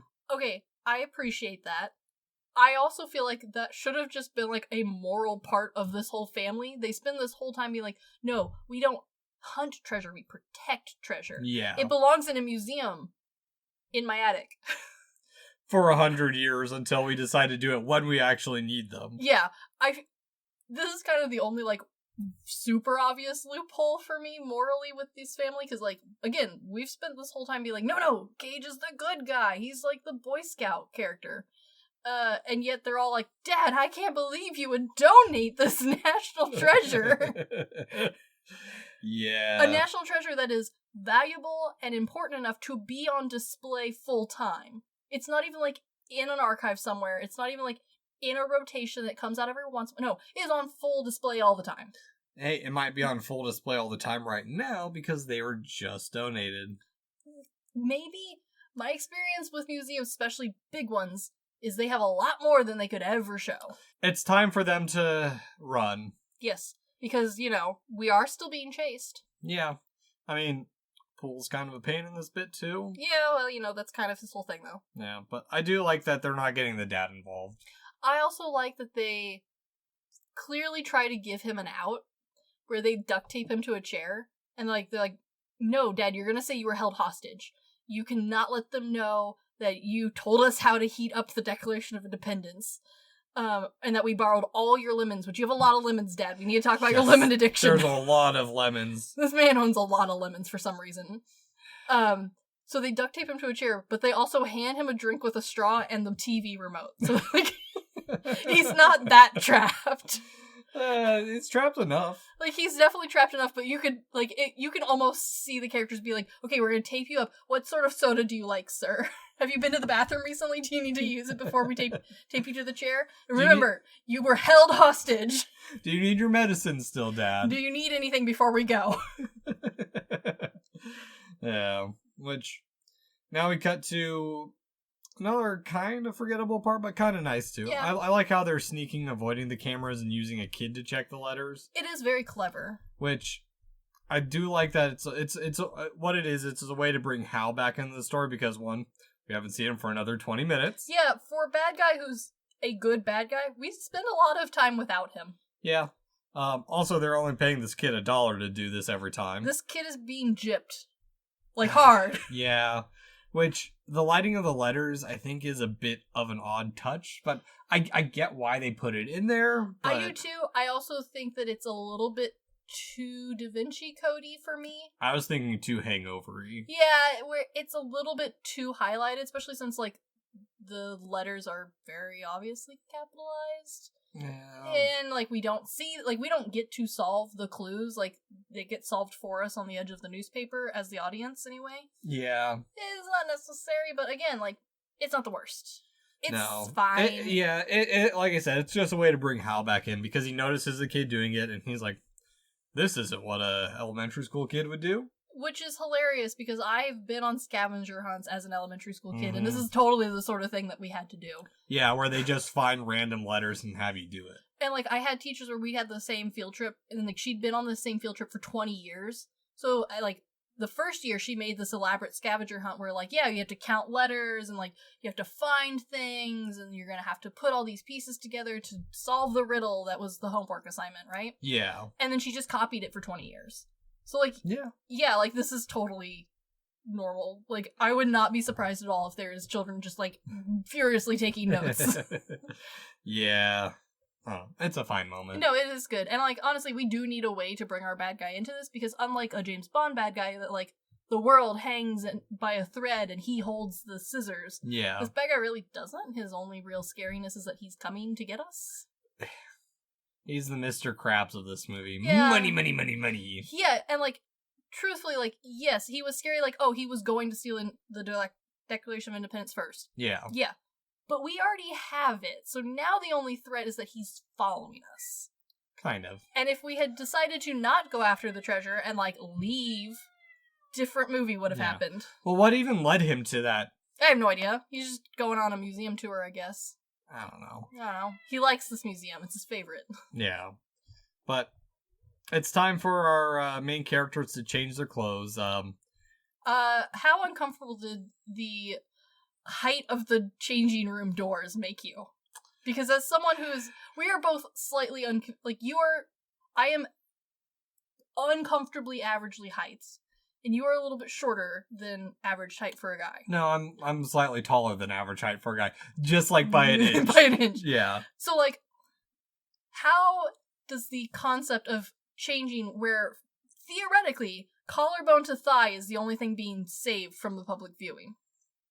In the words of workaholics, we've all seen penises we weren't supposed to see. That is very true. That is 100% true. I do not think I would ever buy from this clothing store, though. It's a mixed changing room. Yeah, and also the changing room looks out into the sales floor, so, like, a random oogler could just come and be like, hey! So, what you got there? That's a nice pair of shorts. Do you want me to find you a different size? Jump for science. Yeah. Oh, you need to bend down to tie your shoe? Hope you don't bend too far so I might see your butt. Like... Yeah. Like, this is just the most uncomfortable way to change in the face of the planet. I mean, I get it, though. It's a way to get them together alone and like, show that she totally wants him. She does the whole, like, little leg lift. Yeah, it's very... Yes. No, cinematography-wise, it makes sense. But from a practicality standpoint, I feel so violated. I just... On their behalf.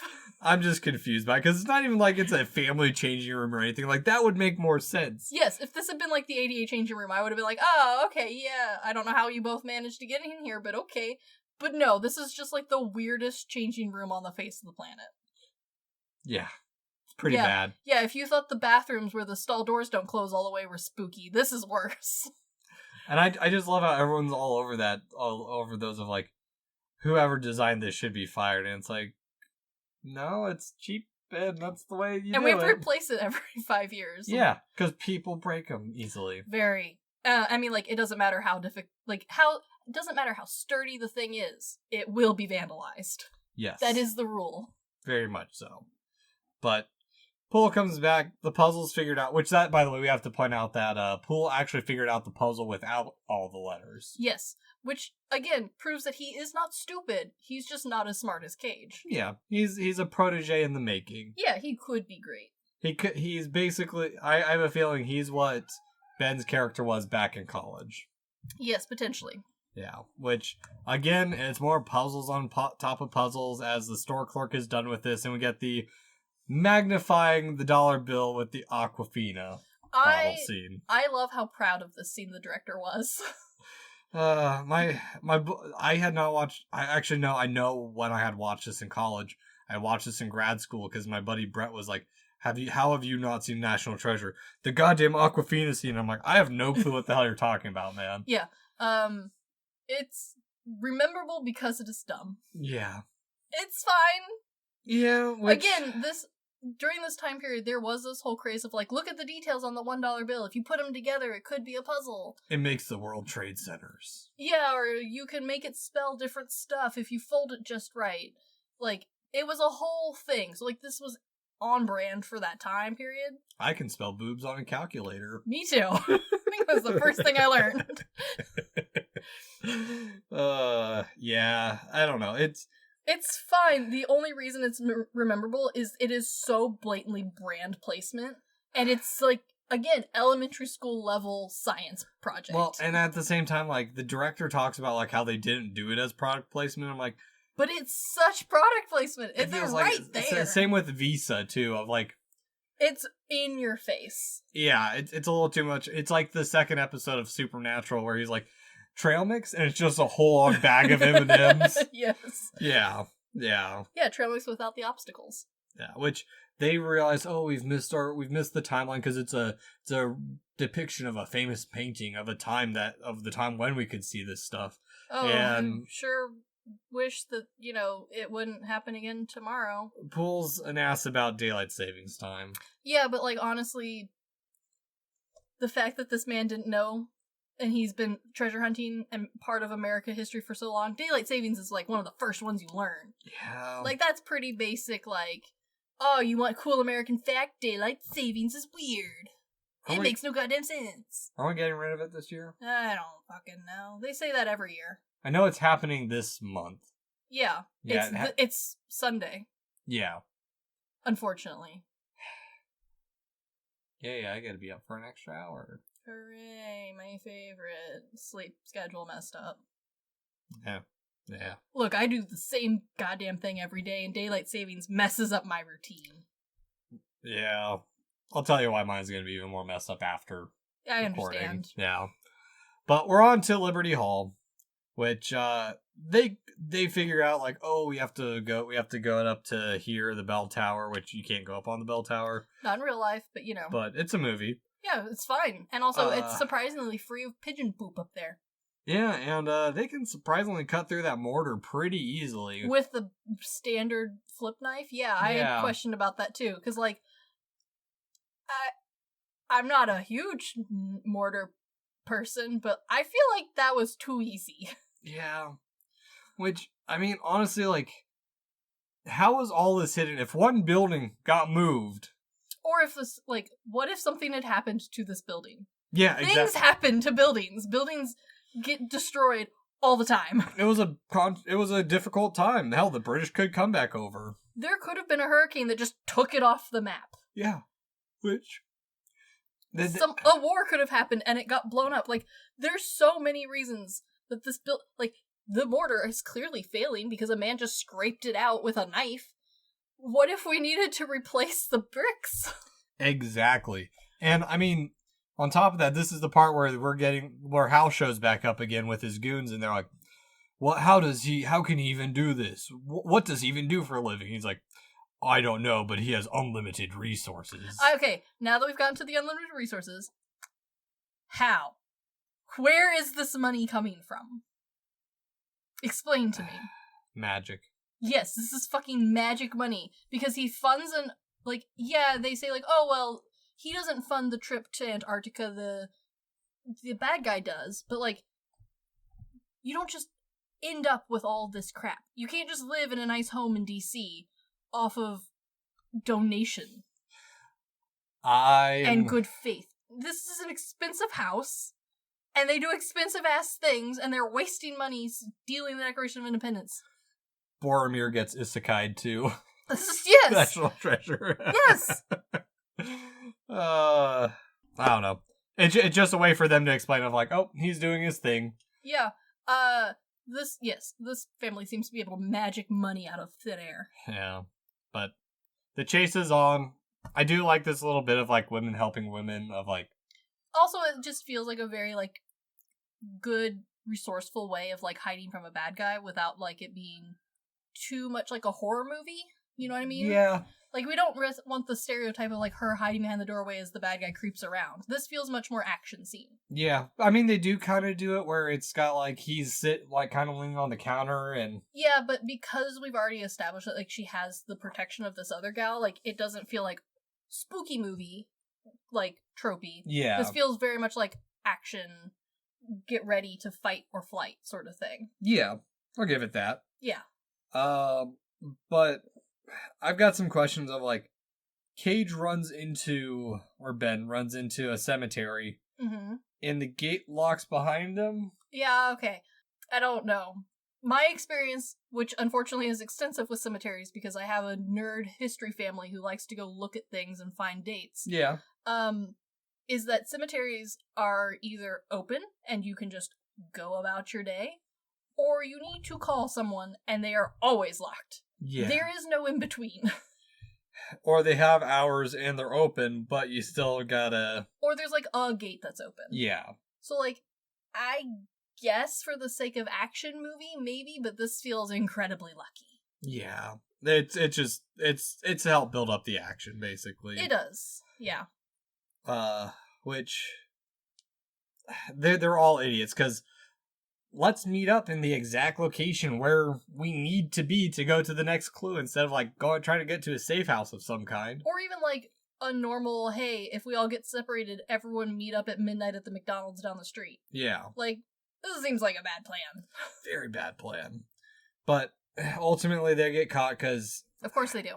Also, we gotta mention, the reason they split up is because, what did he find behind the mortar? Some X-ray spec kind of bullshit? Yeah, but...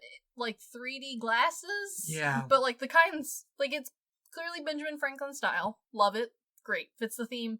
Looks great. Feels very steampunk. Yes, but like that's Benjamin Franklin to a core. Yeah. It's like the root of steampunk is just Benjamin Franklin core. But like they're literally just the 3D glasses from our childhood when we went to the movie theater. With one eye blue and one eye red. Pretty much. But they split up because the Declaration of Independence was the key, or was the map or was the keyhole, the other one was the key, whatever. Yeah, whatever. But Hal gets the Declaration of Independence, of and course. He lets the other two go, but Ben is caught by the FBI, which his logic is still bad. Him trying to explain everything is... He does a terrible job of explaining all of this for someone with that many PhDs. And the FBI finds out quite a lot about him real quick.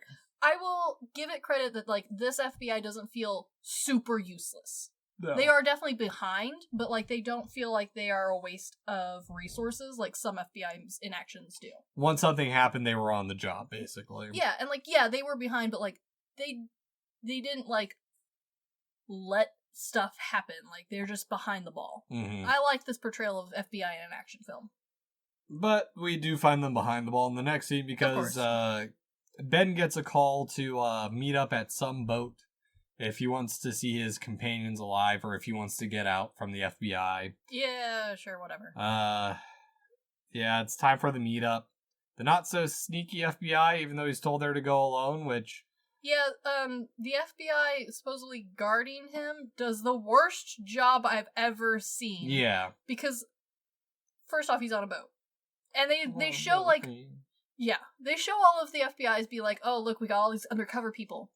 The very first thing, even a child would be like, I'm gonna jump. I'm gonna jump right off this boat. And are they prepared for him to leap into the water? Nope. Not at all. Nope. And, I mean, even them, like, infiltrating is, like, so suspicious of just all of a sudden all our communication gets blocked out. I do like that it's got a little bit of high-techness to it, because, Yeah. like, why not? I mean, it's how he has unlimited resources. He is the wealthiest bad guy ever. Which, they do escape into nasty water, which I appreciate being nasty, not feeling like pool water. I like how the director commented multiple times that, like, Cage was brave enough to actually get into this river. And he's like, there's, like, dead bodies and shit in there, man. I wouldn't go in there. Yeah. Kudos to him for doing it. Yeah, and not dying. Didn't get some weird disease. He did it. And it's revealed that, it was his girlfriend who saved him. Cage was the, damsel in distress. The whole time? The lad in lament. Oh my goodness, I like that. I like that one too. Which, I mean, it's... Poole is still the very stereotypical computer nerd of them, like, yes, we got you out. Where are you? I'm at a cafe. We're tracking everything as we go. Okay, great. We have the power now. But, I mean, how smart, too. He kidnapped his dad hostage now. Yeah, that's true. So now they're all together. They go to the Trinity Church. Great. And fantastic. There's the next clue. Oh, no, it's another clue. Surprise. It's like Blue's Clues, basically. Yeah, and, like, that was the core theme of these sorts of movies and, like, these sorts of entertainment, like, whether it be books or video games or whatever. Yeah. Like, that was kind of the whole point, is like, oh, these string of clues. Like, and it had to have more than, like, 3. Because if it only had, like, 3, that was kind of weak. It didn't feel like you were being strung along. Yeah, it's going between Blue's Clues and an actual proper mystery. Yes. I think the thing that for this clue makes it feels Blue's Cluesy weak is that these X-ray 3D glasses magically just have 3D colored images popping off the Declaration of Independence. Which, yeah, don't be wrong, it looks cool. I love the idea. However, it's so far off from the rest of the clues. Like, if this had been part of, like, the stained glass of this church, or, like, the great, like, part of a carving of something, or a painting that was, like, supposedly really, like, important and well kept and part of a monument somewhere, I would have believed the glasses 3D thing much better. Yeah. But because it's very obviously, like, fake science now, it doesn't work as well for me. It's the mystery of, oh, they had this technology back then, basically. Yeah, I think for me, it just feels like a poor excuse to hold on to the Declaration, as opposed to, like, adding another part of fill in important historical piece here. Yeah. Well, and the reason we have this bit too is so that way the dad can bring up that, hey, just a heads up, this guy's gonna kill us when he gets a chance. Yeah. And, like, when it's he not doesn't bad. need us. Yeah, the plot isn't bad, the writing's not bad, like, that all's fine. It's literally just the fact that it's still the Declaration of Independence. Yeah. Because now it's corpse raiding time. Hooray, my favorite. Yep. Which, into the shaft we go. I kind of like this part because it has a good, like, Indiana Jones-esque vibe. Yes. Without being too blatantly Lara Croft or Indiana Jones. There's no booby traps. It's just an old decrepit shaft. Yeah, and, like, the quote-unquote scary surprise is that the coffin's deteriorated and the dead man falls out. Yeah. A little silly, but at the same time, like, not the worst. At least there's not, like, a horde of rats coming to get them. Exactly. Which, I mean, it's an impressive building. I do appreciate them trying to use real history to make the pit believable with the chandelier and everything. Oh, sure. And, like, honestly, it looks great. Like, as far as, like, a set goes, like, it feels very, like, good and spooky without being too out there. Yes. And there's also a line in this that makes me want to go back into my conspiracy theory rabbit holes. My favorite. Where they're like, how did they do this? And then Poole's character says the aliens did it, which I looked it up. Ancient Aliens started in 2009, which is interesting to see this theory quite a bit before. Oh, yeah, no. So, yeah, which it also made me think of, like, of all the ancient aliens shit I've seen, how come none of them question, like, the Great Wall of China? Because that one is, because we know. Like, there isn't no mystery to the Great Wall of China. There are some mysteries. A tiny bit of mystery. It's pretty well documented who built what and when. It's pretty well documented pretty much how the pyramids were built. Exactly. But it's one of those things where, like, the reason Ancient Aliens was able to go for as long as it did wasn't because it invented any of these Oh, I conspiracies. think it's still going. Oh, probably, but I think they've moved on past some of the original conspiracies. That or they're reworking them slightly. But part of the reason Ancient Aliens was able to, like, take off with its really dumb Egyptology side was... Oh. Sorry, go ahead. Was because these were, like, already fairly, like, well-circulated theories. They were almost late to the game, as far as, like, oh, the aliens did it.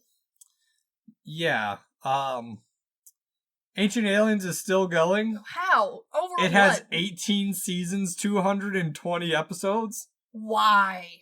Look out, One Piece. But no, really, goddamn. And it used to be the running joke that Ancient Aliens only really focused on Egypt. Whereas there's pyramids all over the world. Like, yeah. it is a great way to stack bricks. And they keep vamping up the episodes. Season 1 was 5 episodes. Season 18 that came out this year ran from January 7th to September 16th.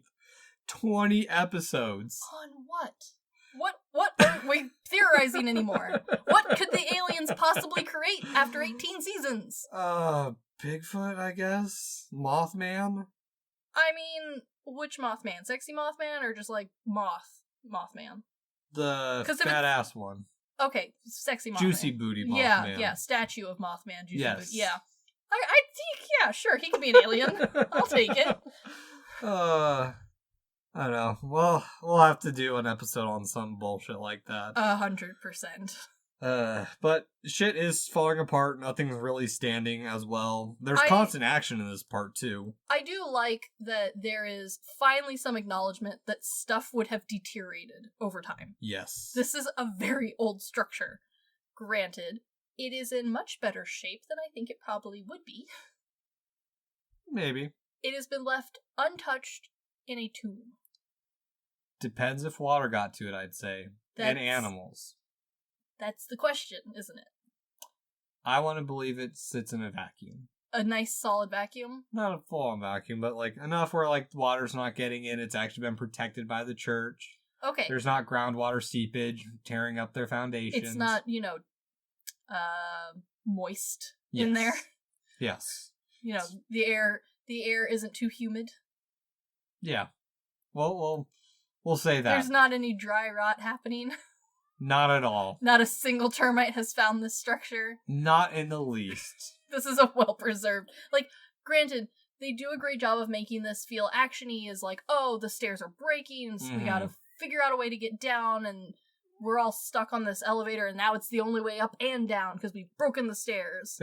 Like, that's all great, and it feels very action-y, and it feels very, like, a good finalizing way of, like, putting their foot down and be like, no, they're trapped. Ha ha ha. It just... I'm impressed all of this is still here. I am too. But for movie's sake, we'll accept it. I will accept it, because this isn't even the worst sin that this movie has. No. There's more bullshit to come. Oh boy, is there. Because we get another little moment of Ben saving Abigail. They're made for each other kind of moment. It is, okay, I at least like it that they do attempt to kind of sort of build a bit of a romance with them, as opposed to just being like, he is a boy, and she is a girl, and they're both main characters, it's obvious. Yeah, no, like, it's still fairly, like, cut and dry, but there's a little bit of an attempt, so it feels a little more natural. And here's why I think it feels natural, is because they both hold their own against each other, and it's not like, there's not really like... She's not, like, fawning over him. No, they're just having those, like, little touch moments of like Romeo and Juliet when they see each other between the fish glass. Yes, yeah. Or Romeo plus Juliet. Thank you very Exactly. much. But it is all for naught because it leads them to a dead end, and Hal decides to peace out. Yeah. He's like, alright, well, nothing here. I like that the dad gives, like, some good fake advice, good fake history to add on to the other fake history that was supposed to not be fake history. Don't worry about that stuff. This is the fake history you're supposed to focus on. It also makes me think of another part in Uncharted 4 where they get into a tomb that's got a bunch of paintings. Mm-hmm. Some of them are missing or decrepit, and they have to solve the puzzle through the paintings. Yes. I like that sort of trope. Yeah. It's fun. Yeah. I mean, it's... I like a good false red herring. Yeah. Or a false clue. Because Hal just absolutely pieces out because... Oh yeah, he just has gone by. I mean, the dad's loving this too, and we're given that, they found it through the all-seeing eye, and the treasure's gone, but... I do like that they have, like, this knowledge of construction, and why they gave, like, him a little bit of a back history of, like, knowing this stuff of, like, yes. Hey, in order to build this, they would have had a secondary shaft to get out. Yeah, and also, so you don't just suffocate on gas. Yeah. Yeah, exactly. Which, it's treasure time, which... Hooray! I like how half of the treasure's just sarcophaguses. How about you? Well, I mean, they took it from Egypt. Yeah.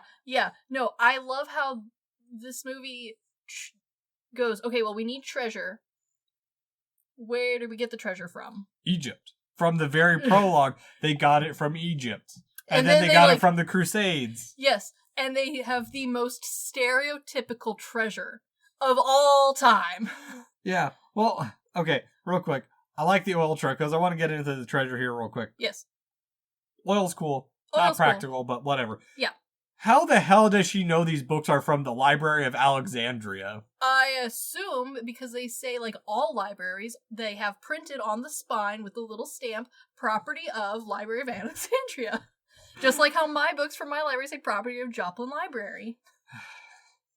Yeah. They have a little sticker saying that if it's romance or mystery, on the spine. By the way, if anyone wants reference books, that's where you go buy old library books. Oh, hell yeah. Because they have the old shit that you want. And it's so good. They smell perfect.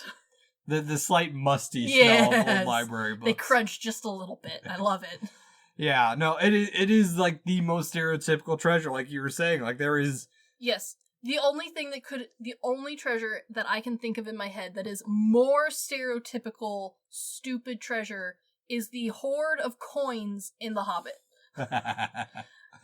And that one is better than this one because at least in that one, occasionally there's a cup or a chest. I was thinking more Holy Grail, Indiana Jones kind of treasure. That one's also bad, but I give that one a bit of a pass because that one at least tries to pinpoint a time and place that the treasure is meant to be from.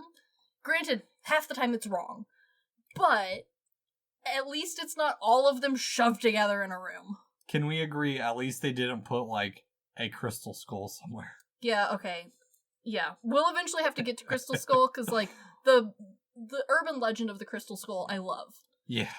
But there is a different avenue they could have done, and they didn't do it. We'll, at some point, we will have to do all of the Indiana Jones movies, and we need to do, like, a spotlight on young Indiana Jones. I love young Indiana Jones. Yeah. It's just out of left field. I love it. Yeah, but we're coming to the end. They did it, yeah. They found the secret tunnel, which is why Poole's crying. I do like this, because I, too, would cry at the aspect of not being stuck in the pit forever. Or having to walk up all those stairs. Why does he hug the statue, though? Because it looks like him. Does it? Okay, according to the director, this is the only useful bit I got out of this second half of this commentary. I kind of tuned them out at this point, just to be honest. I can totally understand. But there was meant to be a few more lines right here where for some reason, both the director and the actor who played him thought that the goatee that the character had was predominant. Oh, I remember that part now. Yeah, and so, like, they thought it would be an obvious connection to, like, oh, he looks like me because of the goatee. But honestly, like, his goatee is almost not there. He doesn't look like someone from System of a Down. Granted, I don't hate the facial hair because there is some thought put into, like, oh, I thought he couldn't really grow proper facial hair, so it's kind of meant to be patchy and, like, not that great. Fine. I'm down for it. Like, he's supposed to be the nerdy kid. Yeah. Like, sure. But if he's not good at growing it, why is it part of his, like, personality? Why is it a feature trait? Reasons. And it's not predominant like Shaggy's 3 tiny little chin hairs. Yeah. Where, like, at this point it's become a, like, running joke of, like, Shaggy only grows exactly 3 chin hairs, and he trims them and everything. this one's just kind of forgettable because they don't bring it up at any point. Like, there's no running joke of like, haha, look at your goatee, or like him being proud of it at any other point in the movie. It's just kind of like on his face, and you don't really notice it. Yeah, it just okay, that explains it. I completely forgot that the director brought that up. Yeah, again, if the director hadn't said anything, I would also be confused. Yeah, but now Ben and company surrender because he was a good man. Of course. Also, don't get why they had to add the FBI dude as a Mason, like... Because it goes all the way to the top. The conspiracy theory runs all the way to the top. Well, that's not the top. But he's the FBI. Yeah, and? The Masons control the FBI. I think there was meant to be more of a loose tie to, like, they were the keepers of the treasure. But, like, it's not done, and it's obviously not correct by their own lore, so, like, Yeah, because they lost it. So it's either that, or what I think it is it's supposed to be, like, kind of this bonding membership of, like, the Masons still have secrets that they're keeping, and so... Sure. Or they're also still kind of here's what it is. They're still the protectors of freedom. Sure. And, like, I'm not mad that he's in there, because honestly, like, especially if you, like, have family members who are in the Mason Club, you know that, like, once they find each other, like, they kind of come out of the woodworks to all hang around together and talk about whatever. I think a couple of my uncles are Masons. I have a line of them on my side. Oh.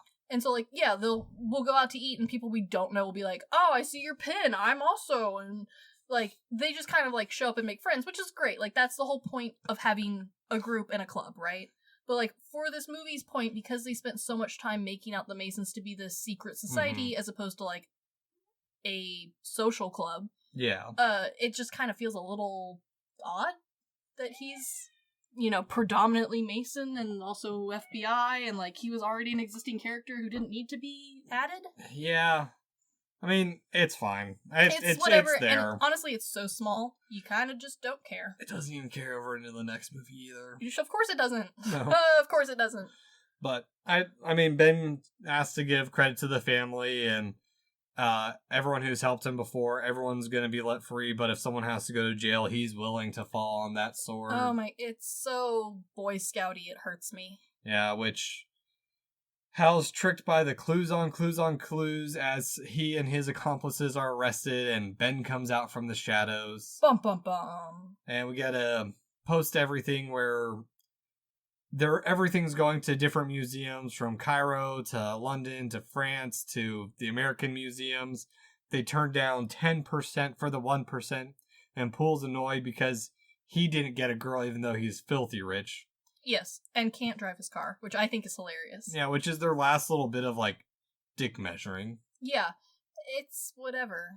Yeah, which actually, now you're saying that explains the ending of National Treasure Book of Secrets. Yes, it does. And they're all just a bunch of fucking nerds. Yes, they are, who are now filthy rich. Yeah. So that National Treasure! Woo! That's it, that's the whole movie. Which, I mean, the director said it didn't do super well outside of, like, kids.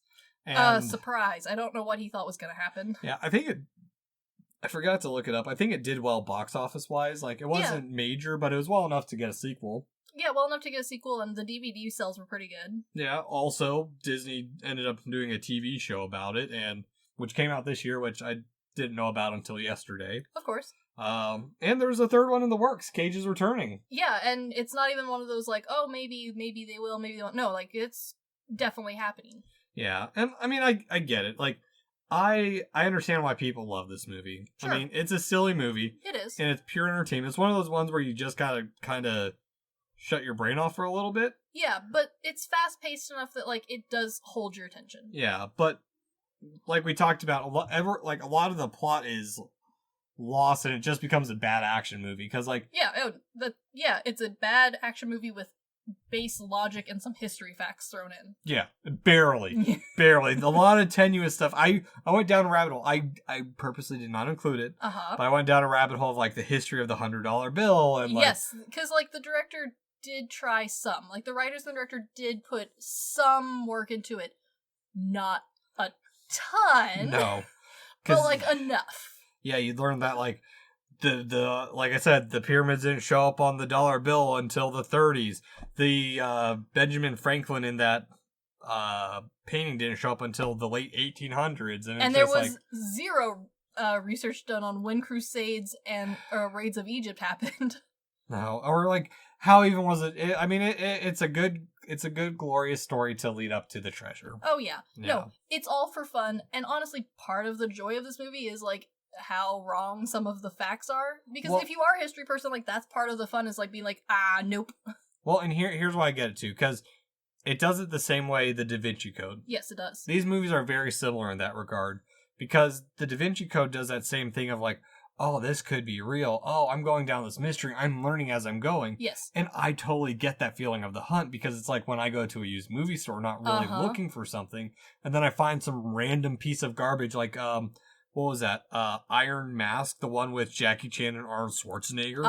And like, it's like, I never... And you didn't even know it existed. Exactly. Yes. It's just that, it's that... It is the joy of the hunt. And yeah, this movie does a great job of capturing that, like, thrill of the chase. Mm-hmm. Yeah, it does certain things good and it does certain things right. There's just a lot that's really, really bad. And I mean, I have personal feelings about this movie, just sure. that haven't left. I just don't care for this movie, and it's probably it's probably because of when I watched it and what resulted from that. But well, and on top of that, both of us, like, this isn't our top any of these actors movie. And part of that is because you and I have now gone through and watched so many other movies that like we've done the time to be like, okay, well, we know which ones he considers his top versus what critics think it is versus what fans think it is. And like we've gone through all of those. Mm-hmm. Whereas like for the average viewer, for the average person watching movies, like probably not how they're going about it. No, they're not diving into it like we're diving into it. No, and so I can totally understand why for a lot of people this is the Nic Cage film. Yeah, I mean it's a good intro Cage film. I'll say that. And like don't get me wrong, everyone's acting in it is great. Like the writing isn't that bad. The dialogue, while cheesy and a little dick measury, isn't the worst I've seen, and it's entertaining. It's funny at times. I mean, it succeeded in creating a relatively strong female character that was on par with her male counterpart without it being a love interest story. Yeah, literally the only time I like finally had a trouble with it is when they get to the very last scene where he's like, "Oh, I didn't get the girl," and she does nothing to be like, "I'm not a trophy." She's like, "Yeah, tee." Yeah, because that's the thing. At the end, she is the trophy, which is and like don't get me wrong, like it's all symbolic and like, oh, the greatest treasure was love. Yeah, bullshit. I don't care. That's fine. Friendship. But like, we spent this whole time with her being like, "I'm not a girl. I'm one of the boys." And, like, suddenly now she's, like, fine with being like, "The treasure, let's," like, it's just out of left field for her character. Yeah, just a little bit. But, like, at the same time, I don't give a shit, because it's fun. Yeah, it's a dumb fun movie. It is. So, I guess, Chris, at the end of it, on our good, bad, weird rating scale, what do you give it? This is a good, bad for me. But it does lean harder into the good than the bad. I'm in a little bit of the tail end of that. I agree, it's good bad to me as well. Mm-hmm. But I lean more towards it just being a bad movie. Or it being a more mediocre movie than people give it credit for. Because that's the thing, I think a lot of people have a lot of fond memories tied to this movie. I don't. Sure. So it falls onto like, it's fine. Yeah. I see it as being entertaining. I don't necessarily think it's a good movie. From a film standpoint, the reason why I say it leans more towards good is because the writing's decent. The filming is decent. The special effects, decent. Like, at no point does the actual, like, core moviness part of it hit bad for me. And I watch a lot of very mediocre to bad movies. So, like, the reason it's bad for me is because it's not stellar. No. It's very mediocre, but it's fun. I enjoy it. Yeah, I agree with you. So, our last rating, would you recommend it? Oh yeah. Now, am I going to, like, force people to go out of their way to watch it? No. If it's on TV, though, yeah, this is the perfect, like, hey, I'm scrolling through and I found it. Or like, oh man, I'm bored. I haven't seen this film in a while. Put it on. You're still gonna enjoy yourself. Maybe, do something while you watch it. I don't know if I'd recommend it. I'd say, yeah, it's fine, worth a watch. But probably I won't put it back on again until another Nic Cage November. Understandable. I think, especially with the third one coming out soon, hopefully, yeah, I'm gonna watch it again before the third one, just like I'm gonna rewatch the second one, which is arguably weaker than the first one. Yes, which I watched the second one for the very first time yesterday, which... Yeah. Oh boy. Yeah. It's one of those ones where, like, yeah, I wouldn't put it high on your, like, if you haven't seen it list, you need to, but, like, if you, like me, grew up watching this and you haven't watched it in a while, yeah, put it back in. It's still fun. Yeah. So, but, anywho, this has been The Good, the Bad, and the Weird. Thanks for listening. Peace! That was your time to yell.